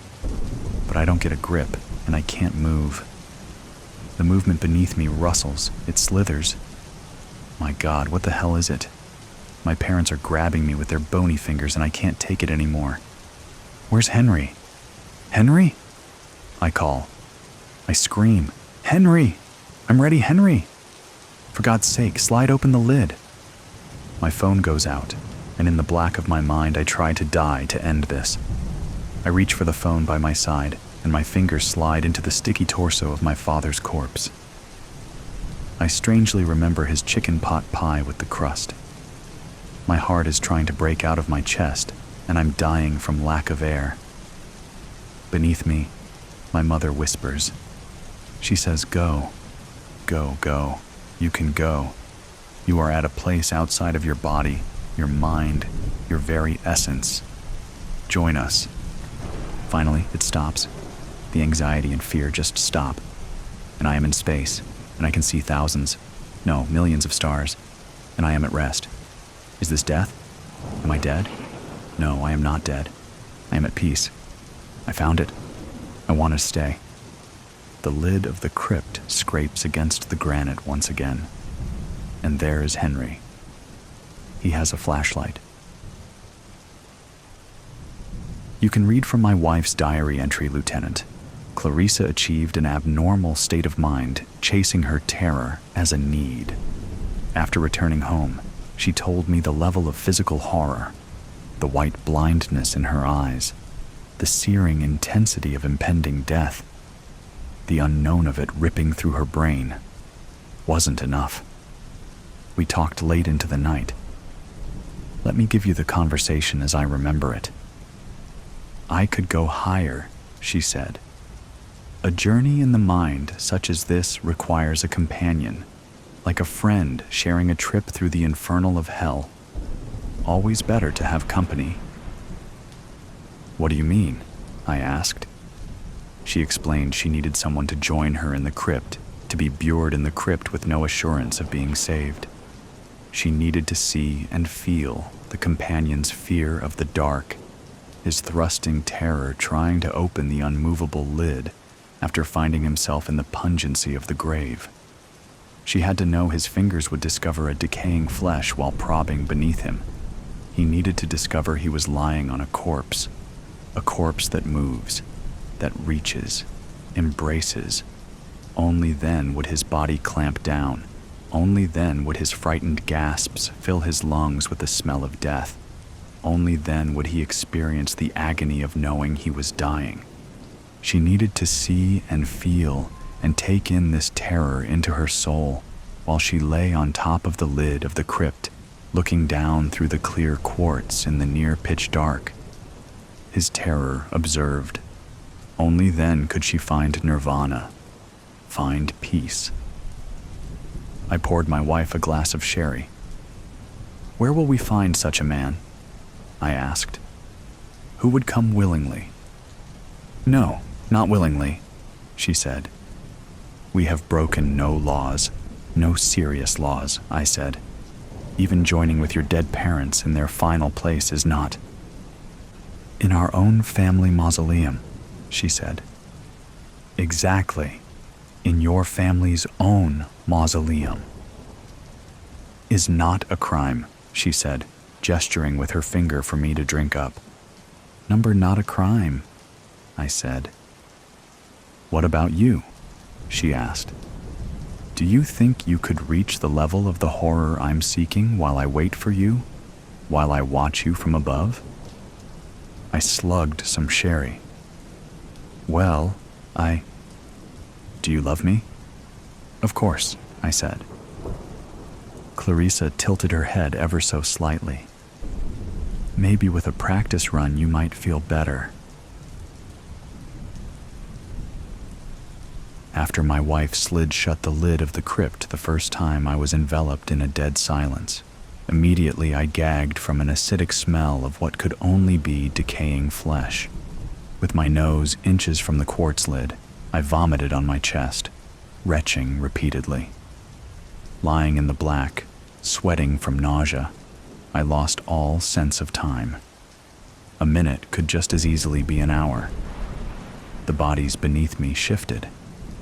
I couldn't stop imagining there were rats crawling somewhere beneath me. The sides and floor of the grave had certainly rotted away. permitting the entry of any sort of burrowing creature. Clarissa would not permit a phone or flashlight. It hit me. Will she let me out? The inside of my head, my brain, started to freeze, to lock up. I couldn't remember my name or where I was. Like a tongue slurping the inside of my mouth, I searched for my memory. Where am I? And what's moving across my leg? I welcomed losing my mind, to be honest. I lay there in the dark, wanted to lose it faster. When Clarissa let me out, she was breathless and sweating. I felt embarrassed to see her so fevered, like I was a voyeur in her own fantasy, not mine to share. I looked away, ashamed, but there on the stoned lid of the crypt, a concupiscence of lust drove the two of us together, like the spike in a steel rail. Frankly, this was a sexuality so powerful, we became the closest we'd ever been, but there was no tenderness, only something primeval. When raised to the level of horror, an utmost horror, the kind where you feel your mind slip, when the awareness of who you are is sliding coldly down your throat, when you're gagging to hang on, I discovered joining another human being can be intoxicating beyond measure. The violence of the taking didn't matter. I was deformed now in body and spirit. We eventually settled on twice a week for our sessions, and this seemed sufficient to fulfill her maleficence, her craving.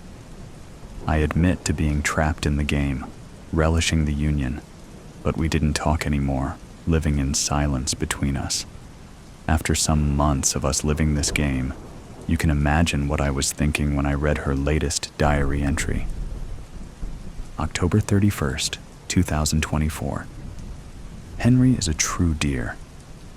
How many husbands would go to the lengths he has to please his wife? But bless his heart, the deformities he is acquiring are more than one woman can stand.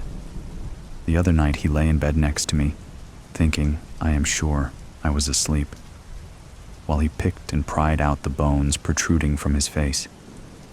What loving wife would put up with this for long? But dare say I would. I love him. But my fetish, no, not fetish, but an overwhelming passion, an estrangement from him, is growing in me even as I write this. It seems all my power of will is lost to some foreign beast I have come to love more than my husband. This presence serves up in front of me a banquet full of the addictions of horror. This is Henry's horror also, in addition to my own, but I can't stop gorging from the table, seeing Henry squirm beneath me while I decide to let him out or not. The raw power. Knowing he is experiencing his horror is too great a desire. It calls me, and I am helpless in its summons. Spoken words seem to gush forth from my mouth, not my own, ordering Henry to the crypt. Yet it's not me. If the arms that slide the lid of the grave are not my own, but some apparition, is it my fault? Can I be blamed? I think not. Number. For me to climb the summit of where this takes me, I must experience not mine, but Henry's ultimate arrival at the state of his horror, and yes, dear diary, his death. And so, Lieutenant, you might think I'm a fool to lay myself as if a sacrifice on a banquet table laid out upon the rancid corpses of my wife's parents. You might think I crave not love, but death, and you'd be right. You see, the processes of my disease have reached a frothing state of sheer agony. The angle of my repose leans so far as to twist my spine, as if from the blooded rags of a scullery maid. My internals have become only carrion for the hounds to gobble. I don't have long. I have a favor to ask. Perhaps the academies of police may offer you a deserved promotion should you solve the murder which I sense is forthcoming. My own.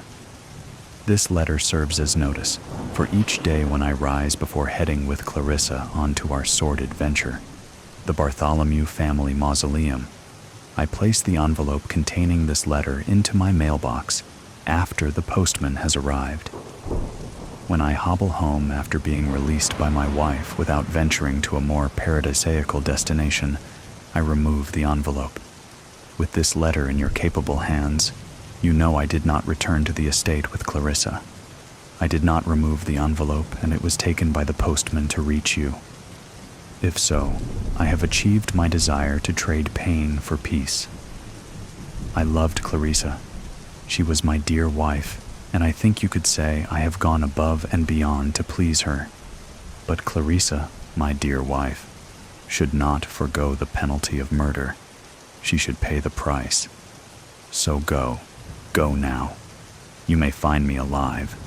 If not, serve out to Clarissa her just due. Godspeed, Henry Wickens. The Bruja and the Brujo Clay was driving west on I-270 towards St. Louis. The radio was off. He was alone with his thoughts. His father had died 2 days ago, and he was on his way from Chicago to the services, trying to reconcile his feelings on the road. He loved his father, but the old man was very difficult at times. He didn't really view Clay as his son. He viewed him as his private property, to do with as he wished. It was always football practice, baseball games, wrestling meets, karate lessons, and more. Sometimes Clay just wanted to hang out with his friends and play some video games, but there was rarely much time for that. His father spent 22 years in the U.S. Marine Corps. The red light behind the gas gauge lit up. He meant to stop and fuel up an hour ago, but he was lost in thought. Now he was in the middle of nowhere, and who knew where the closest gas station might be? Hopefully something would come up soon. He stopped thinking about his father, as this practical concern overrode all else until it was resolved. He saw an exit sign ahead, Snaretown Road. Some little burg out here in the sticks, but there was a faded blue sign showing the standard highway gas station symbol. He exhaled and took the exit. At the end of the off-ramp, he saw nothing but empty road running off to the left, but to his right, he could see what looked like a small village about a mile down the road. He turned in that direction. When he reached it, he realized that you couldn't really call it a village. It consisted of just 3 blocks of commercial space. Most locations were unoccupied, he noticed, with a small grid of houses just behind on either side of the road. There couldn't be more than a few hundred people living there in total. He saw the gas station up ahead on the right and pulled in. Fuck. The gas station was closed, yellow tape around all of the pumps. It looked like it had been closed for years. Why didn't they take that sign down on the highway exit? He didn't know if he could make it to the next gas station, wherever that was, with what was left in the tank. There was a convenience market attached to the gas station, and the lights were off inside. But the door opened, and 2 men came out. They were somewhere in their 50s, or maybe earlier 60s, and they were dressed alike in thick plaid shirts, denim jeans, and brown boots. They waved to Clay and approached his car with friendly smiles. Clay rolled down his window. "Hey there, what can we do you for?" Was there a nervous cast to their smiles? "I just pulled off I-270 for gas, but it looks like I'm out of luck here. Do you know where I can find the closest station?" The 2 men began responding at the same time, but then one deferred to the other. "Yes, sir. You want to just turn right back around, the way you came, and if you continue west on the 270, you'll see an exit for, Williams Village Road, just a few miles down, and they've got a couple of stations there. Good luck to you now." They just stared at him awkwardly, and Clay thanked them and pulled out of the gas station back towards the highway, praying he could make it to Williams Village Road. The needle was right on E. He didn't remember the drive from the highway exit to that little village being so far, but he could not even see the interstate from where he was. He also didn't pass through any other towns or villages when he turned off onto Snaretown Road, but now he saw one up ahead. Just a little 3-block main street surrounded by some homes. When he arrived there, he saw the same vacant gas station with the yellow tape around the pumps, the place he just drove away from less than 5 minutes earlier. He tapped the brakes, and when he saw the 2 men standing there in their plaid shirts, he pulled in again and rolled down his window. The nervous smiles were gone. Now they just looked nervous, their faces somewhat ashen. The one who had provided the directions to Williams Village Road spoke up. "Hey there, partner. Did you get turned around or something?" He looked around. Clay had a very strange feeling in his gut. Not a good feeling. "I don't think so. I headed right back down this road towards the highway. I don't know how it could have possibly happened." The 2 men looked at each other briefly. "Well, there's a sneaky turnoff down there that basically loops you back around to here. I'm sure that's what probably happened. You wouldn't be the first. Tell you what, why don't you just make a right turn out of here and stay straight on this road until you reach the 270, and then you just hop on the westbound ramp. You'll be down there at Williams Village Road in no time." After a moment, he nervously added, "Go on now. Good luck." He looked around, and Clay thanked him and followed the directions, which were entirely uncomplicated. Once again, he followed the road back to the interstate, and once again, he drove for a few minutes and arrived back in that same small town with the defunct old gas station. The 2 men in plaid shirts were still standing there by the pumps, staring in his direction. Clay tapped the brakes and pulled in.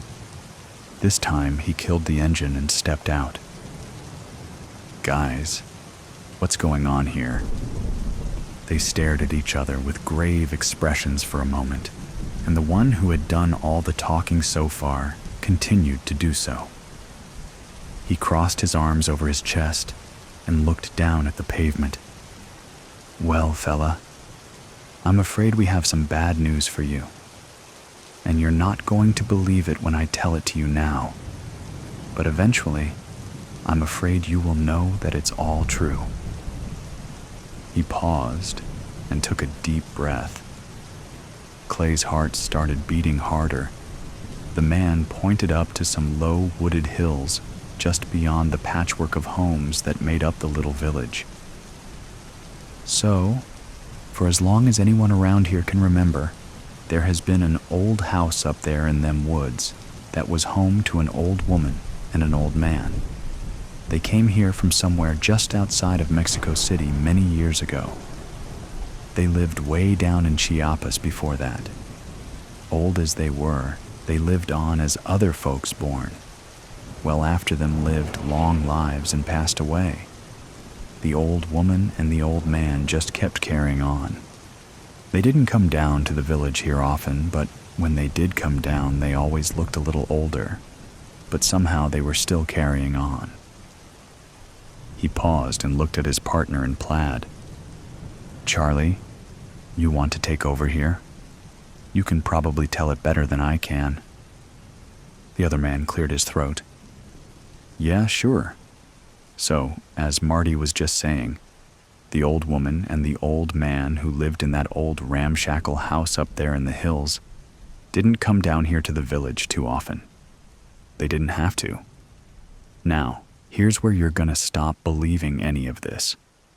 But it's true. They didn't have to come down here to the village because if they needed anything, they had a pair of twin gray wolves, and they would just send them down. Those 2 would get whatever they needed. They would just walk into a store, pull the items that were needed off the shelves, and then growl viciously at someone in the store, they didn't care who, until they packed up all those items and followed those wolves back to the old house up there in the hills." Charlie paused to gauge Clay's reaction to this. Normally, Clay would dismiss this sort of fairy tale stuff instantly, but his head was still spinning from what had just happened when he tried to drive back to the interstate, so he continued to listen, wondering where this was all going. Well, sometimes the old woman and the old man did come down to the village. When the weather was nice and when the 4th of July fireworks were in flight, they were sometimes seen walking slowly together, hand in hand. The locals who lived here for a while all called them the Bruja, her, and the Brujo, him. I don't know how that started. It's just what people called them. Maybe they introduced themselves that way at some time. Anyway, one long summer day many years ago, no one can say just how many, they came down into the village. They were walking slowly down this sidewalk right here when some drunk driver came off the interstate in a big old SUV, looking for gas and more beer, and he swerved just enough to run the Bruja down. She was killed instantly, and the Brujo screamed in fury as the man exited his vehicle. Mere moments later, the twin wolves were there, and they had him surrounded, snarling with rage and snapping their teeth at him. The Brujo pointed down at the old woman, and without saying a word, the driver lifted her body and followed the old man back up to the old ramshackle house in the hills, the two wolves trailing behind. He paused there and raised his eyebrows, giving Clay a chance to ask any questions or express his disbelief. Clay just stared back at him, waiting to hear the rest of the tale. Charlie continued, "Well, that's when things changed around here for good. For starters, all of the usual deliveries that we received every week, food, gas, prescription drugs, retail products like clothing and shoes and such, just all stopped coming one day. That was the day that we woke up and found that drunk driver crucified by the side of the road just down there. He had a sign hung around his neck that read, 'Do not touch me,' and no one was brave enough to defy that warning. He stayed up there for almost a year, the crows picking the flesh off his bones. And then one day, there was a storm, and the crucifix was blown down. You can still see the remains of his bones in the tall grass over there. Anyway, after that, no one could leave. There were 188 people living here at that time. Any time that any one of us attempted to drive down towards the interstate and away from Snaretown Road, we ended up right back here, just like you did. Outsiders like you have turned up here over the years, and most of the time they were able to leave. But some, like you, found themselves unable to leave. No one knows why, but I assure you, it is real. You're with us now. I'm sure you seriously doubt all of this, but someday, you will be buried here." Marty nodded, and Charlie paused again, and this time, Clay was done listening to the story. He walked back to the car door. "Look, I don't know what kind of scam or joke you're trying to pull here, but I think I've heard enough. I'm leaving now." "See you soon," Marty said quietly and waved goodbye. He did not smile. About 5 minutes later, Clay pulled into the gas station again from the opposite direction. Marty and Charlie were still standing right where they were when he left. He put the car in park and rested his forehead on the steering wheel for a short time. Then he exited the vehicle. "All right, what the hell is going on here?" "Charlie just told you." Clay lifted his chin. "Okay, well, if there are no supplies coming into town, how do you all survive? What do you eat?" Charlie said, "Come with me," and walked back into the convenience market. It was mostly empty, with the exception of a few chairs and a fold-out table with a deck of cards on top.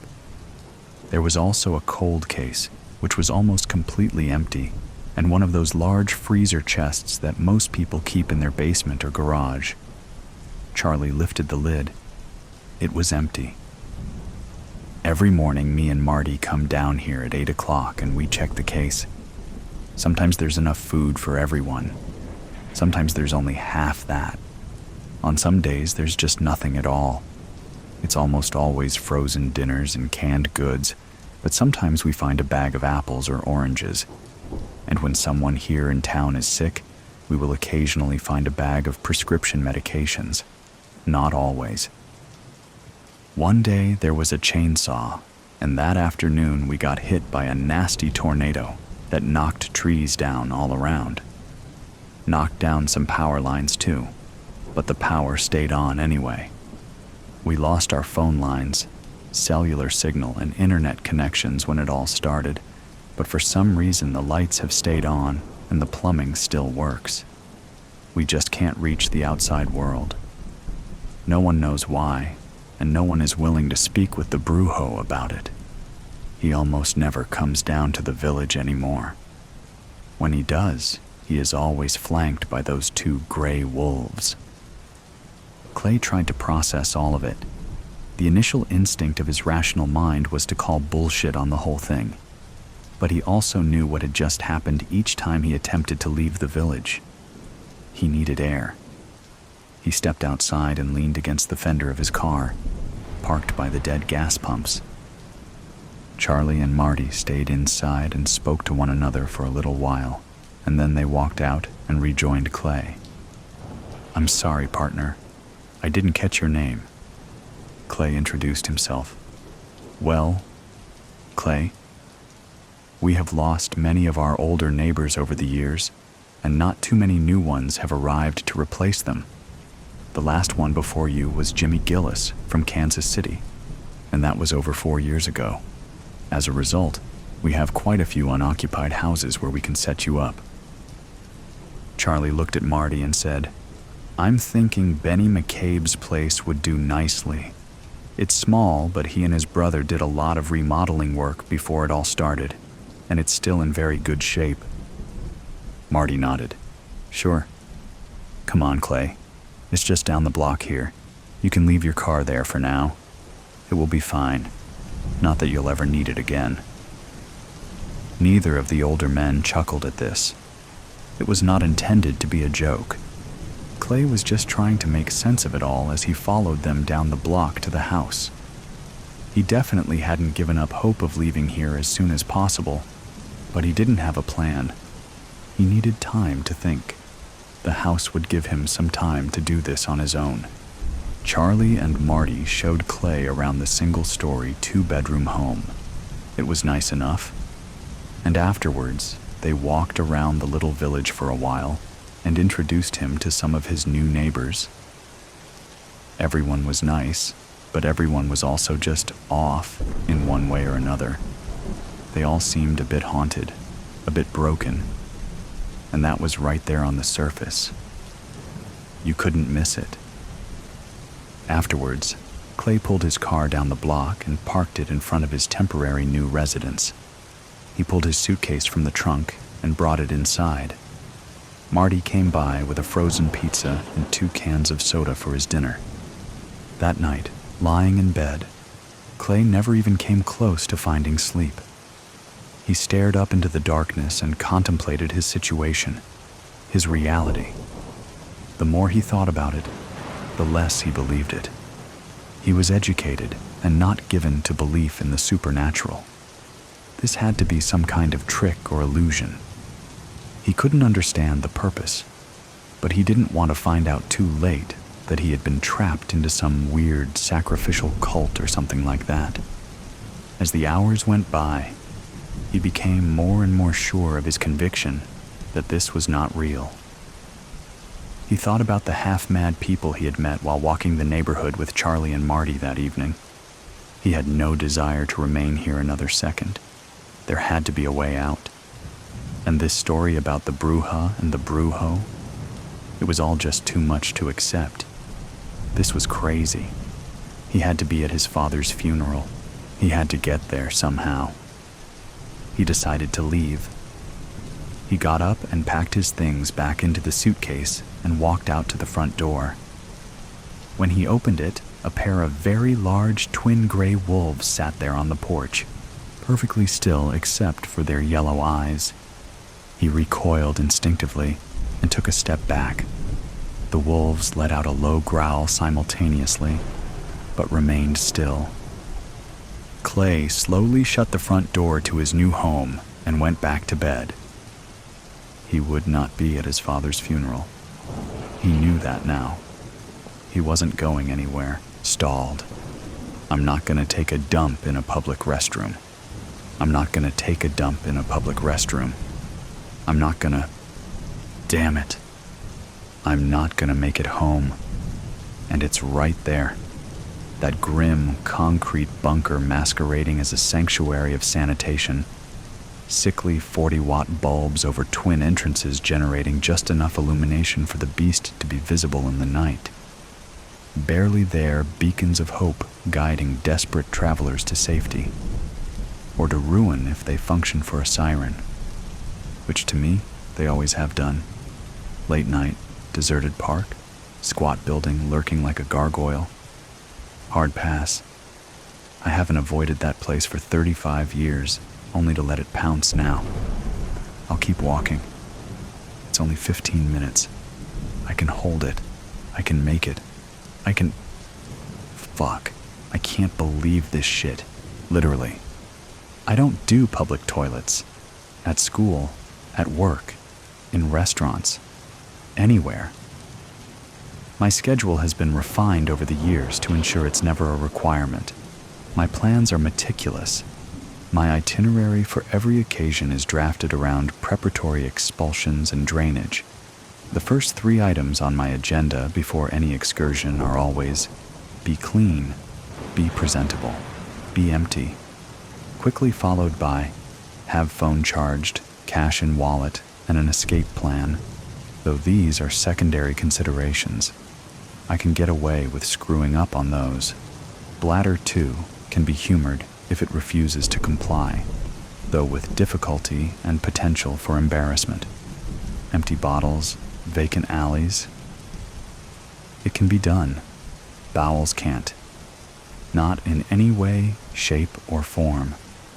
Don't even go there. And yeah, there have been close calls.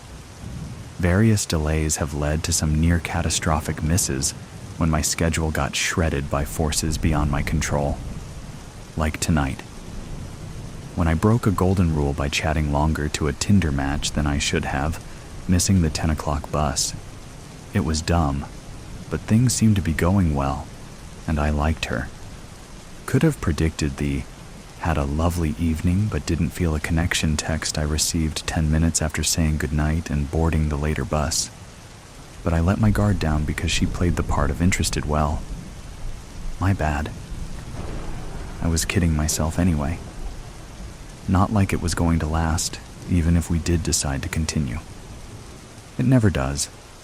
I was already on dangerous ground at that point, but it would have been okay if not for the bus taking a meandering route through every unpronounceable village in the county and getting held up by roadworks.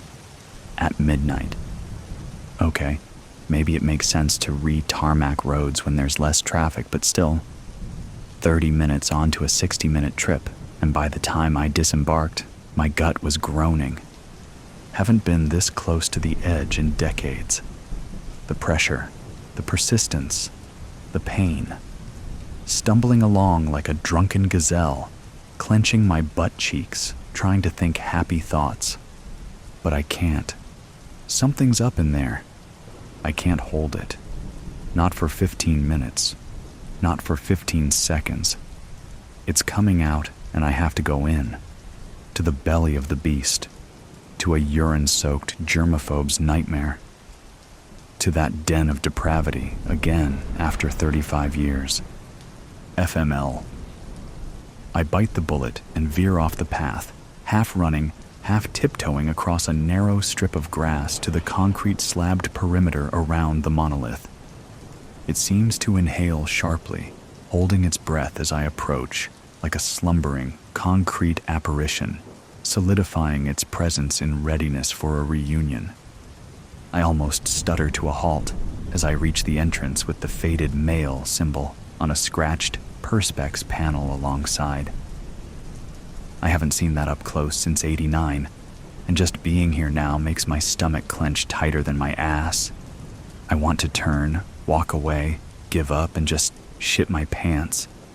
But I can't let this haunt me forever. There has to be a time to face the past. That moment, apparently, is now. because my feet keep moving, and next thing I know, I'm inside, feeling like I'm 13 again. The smell hits me first, a mix of stale urine, bleach, and something rotten that almost resurrects the sushi I devoured 2 hours before. Until the familiar surroundings my eyes drift over, cause it to cower back down inside. I focus on the stalls at the back of this ceramic-tiled crypt. I keep my eyes forward, avoiding the cracked mirror over the grime-coated sink, the crude graffiti on the walls, the trio of yellowed urinals that leer as I pass, like dirty old men with pissed pants. Beneath my feet, crumpled tissue and puddles of stagnant liquid squish and splatter. Above me, fluorescent light tubes flicker and fizz. What am I doing here? I almost spin on my heels and head straight back out of this reeking vault, but my gut screams and the battering ram in my bowels launches a fresh attack, splintering the castle doors and poking through. I rush into a stall, not the one against the exterior wall, or the one in the center. The one to the right, I trust is safe. Just get it over with, I think, banging the metal door shut and sliding the lock. I undo my belt with one hand while curling the other inside the toilet dispenser to feel for a telltale sheet. Safe. But even if it was empty, there was no stopping this now. Button open, zip down, pants dropped. I turn and lower myself towards a broken seat, hoping to hover and not make full contact. But I have to abandon my revulsion and ideals of cleanliness as the castle gates buckle and the hounds of hell howl and thunder through. The missed bus, the delays on the road, the sushi that clearly wasn't good. A perfect shitstorm that created a perfect shitstorm, one that leaves me quivering and sweaty. 60 seconds later, I'm still here, trying to ignore my reality. The stink, the feel of the seat beneath my fully deposited ass, the creaks and buzzes and eerie, flickering emptiness of this alien landscape, one I never thought I'd visit again. But I did. I came back, and it didn't kill me or send me screaming into the deepest pits of despair. I sigh, feel myself relax, allow my eyes to slip open. No, it didn't kill me. But this wasn't the cubicle, where the nightmare occurred. That was 2 away, below the window, the one with the hole in the wall separating it from the middle stall. The hole plugged tight with tissue paper, like the one I see next to me now, as I turn to pull the flush handle. Was that there when I came in? How did I not notice? I took the time to check the dispenser. How could I have missed what was opposite? Was I that blinded by the urge to evacuate that I overlooked what's haunted me for decades? The hole in the cubicle wall with the scrunched up tissue securing it, keeping its purpose a secret until an unwitting victim comes along, innocently locking themselves into a vertical coffin, lowering a protective barrier of clothing, exposing themselves to the evil forces lurking on the other side of a flimsy plywood panel. A patient predator that chooses its prey wisely. The young, the vulnerable, the meek, sitting there and festering in the middle stall of 3, biding his time until an opportune moment arises and the trap can be sprung, until the plug can be removed, clearing a roughly carved 3-inch diameter passage between the domains of decency, like it was 35 years ago. And is again now. I can't move. I can only sit, trousers around ankles, ass glued to the seat, beads of sweat on my brow as I see the ball of tissue vanish. Hear shuffling, furtive sounds from the neighboring cubicle as the sound of the flushing water fades. Observe a flicker of movement in the darkness beyond the hole. And then, with a hiss, something shiny and serpentine slides through. A snake with glistening scales slithers an inch into my stall, then another.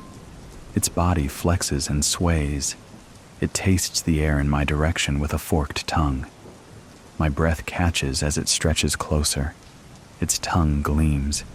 Its fangs drip venom. Its empty eyes stare into my soul. How is this happening? How can there be a snake? I want to shout, stand, run, but I'm frozen to the spot. I'm afraid a noise will make it angry. I'm afraid a movement will make it strike. I'm just me, here, alone, with no one to help me. I have to be still. I have to be silent. If I just keep quiet, it might not hurt me. If I let it do what it wants, it might leave me alone. Just let it do what it wants. Number. Its eyes entrance me, drawing me deeper. Its undulating body hypnotizes. It knows me in a way I thought I'd forgotten, and it thinks it can use that against me. Fear-infused silence presses down on me, filling the air with the same quiet dread I remember, but I'm not going to sit here and take it. Not this time. I'm not a kid, cowering against a dirty cubicle wall.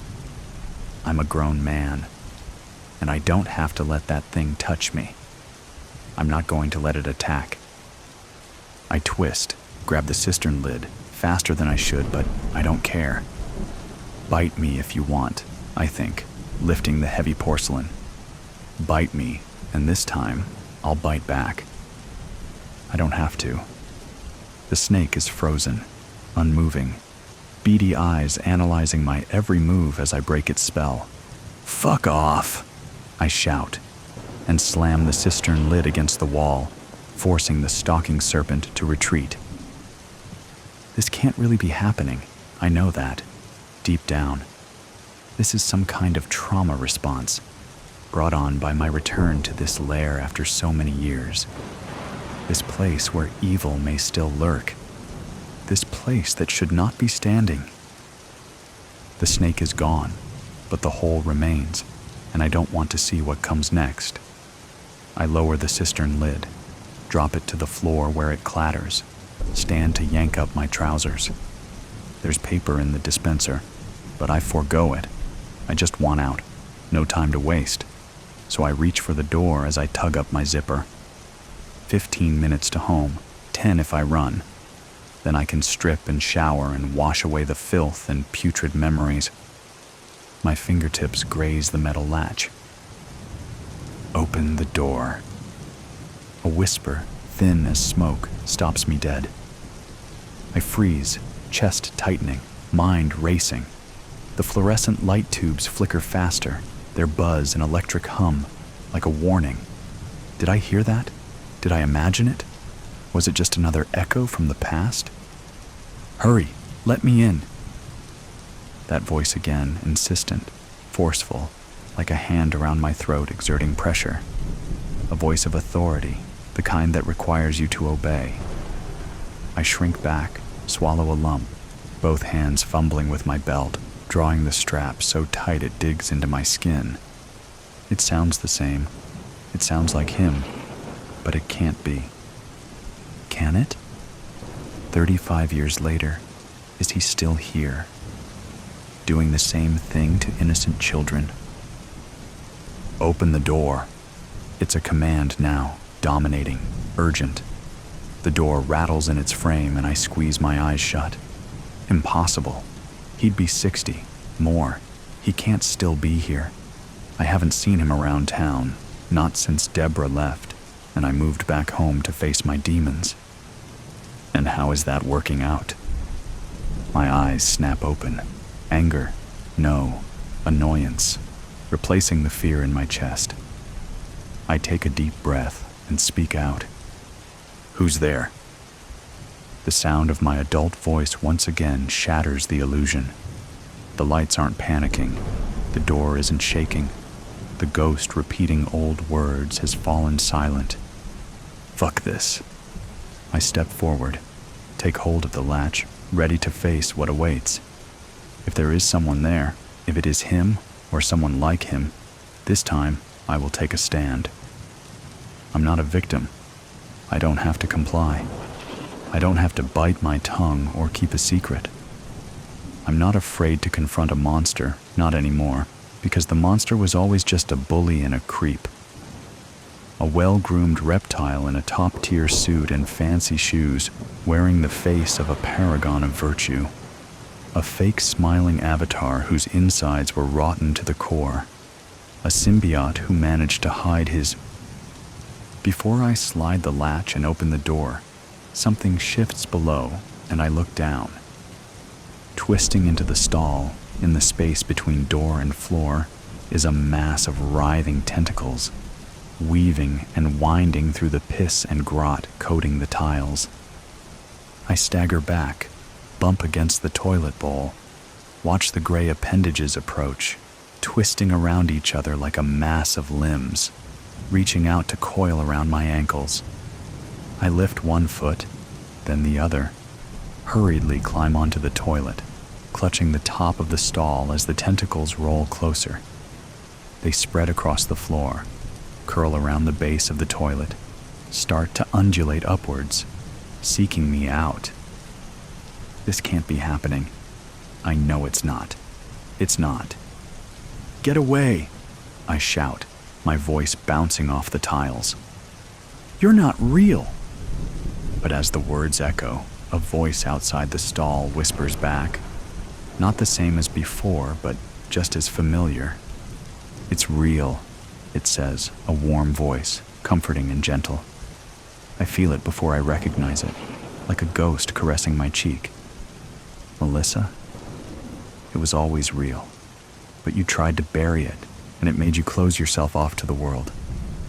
I can't breathe. My eyes dart to the stall door, desperate to see if she's on the other side. The door starts to rattle again. The owner of the tentacles, still attempting to get in. I look down to see them curl over the rim of the toilet and brush against my feet. Another voice pipes up from beyond the door, stronger, resentful. You gave him all this power, Brooke accuses, forward as ever. You wouldn't name him, wouldn't tell, not even your mother, who was waiting outside when it happened. You took on that shame and let it destroy you. No, I whisper. Stop. This isn't fair. I just wanted to go to the bathroom. I didn't expect anything else. Tears fill my eyes as the tentacles reach my ankles and slip inside my trouser legs. A third voice, Caroline's my love, enters the void. You wouldn't talk to anyone. You kept it in, let it eat you alive and push me away. Her voice, like the others, stabs my heart and I tremble, blink, try to push it back in time where it belongs. Why am I hearing all this? None of it was my fault. I'm not the reason things never worked out. He is, that man, that perfect, upright citizen the town adored, the educator, the counselor, the patron of the arts and local charities. The polished liar hiding behind crumpled tissue and scrawled numbers on bathroom stall walls. He did this. And what are you going to do about it? That same low voice returns, snapping me back to attention. You think you can keep me out? Locked door or not, I'm coming in. I jolt as something slams against the door, and a length of garden hose slaps over the top, thick and black, swaying as if it's alive. From its winking nozzle, a single drop of viscous liquid falls. I flinch, know what's coming. I reach out to grab it and aim it away, but the tip of the hose erupts quickly, spewing thick, tar-like goo over my face. I squeeze my eyes shut, grip the hose with both hands, howl as the ooze fills my mouth. Good boy. The voice chuckles, and I see red. Number I'm fucking not. I squeeze, throttle, pull on the now fleshy hose, feeling it wriggle and writhe warmly in my grasp. Let go! The man outside the stall shouts, trying to reel it back in. That hurts! Stop! Let go! I'm not your good boy. I hiss through clenched, grinding teeth. But okay, I will. I'll let go. I gave the thick hose one last yank, and the man howls in pain as it snaps, tumbles into the stall, drops loose and limply to the floor. The invading gray tentacles slip from my legs and shrink back, shriveling up as they dissolve, taking the hose and its dirty ooze with them, drawing the nightmare away. I blink, and everything is gone. My face is dry. The hole in the wall is no longer. The only sounds to be heard are the hum of the light tubes and the desperate, panicked pounding of my heart. I dismount from the toilet, reach for the latch, release it, and push open the door. The restroom is empty. I stumble out into the night, the fresh air welcome as I catch my breath. My phone feels cold in my hand as I remove it from an inside jacket pocket. It's late, but I know she'll be awake. Even if she's not, it doesn't matter. I hold the phone to my ear as I walk, wait until I hear her surprised voice. "Mom," I say, voice breaking. "There's something I have to tell you." The words tumble out, and with them, years of silence as tears flow freely down my face.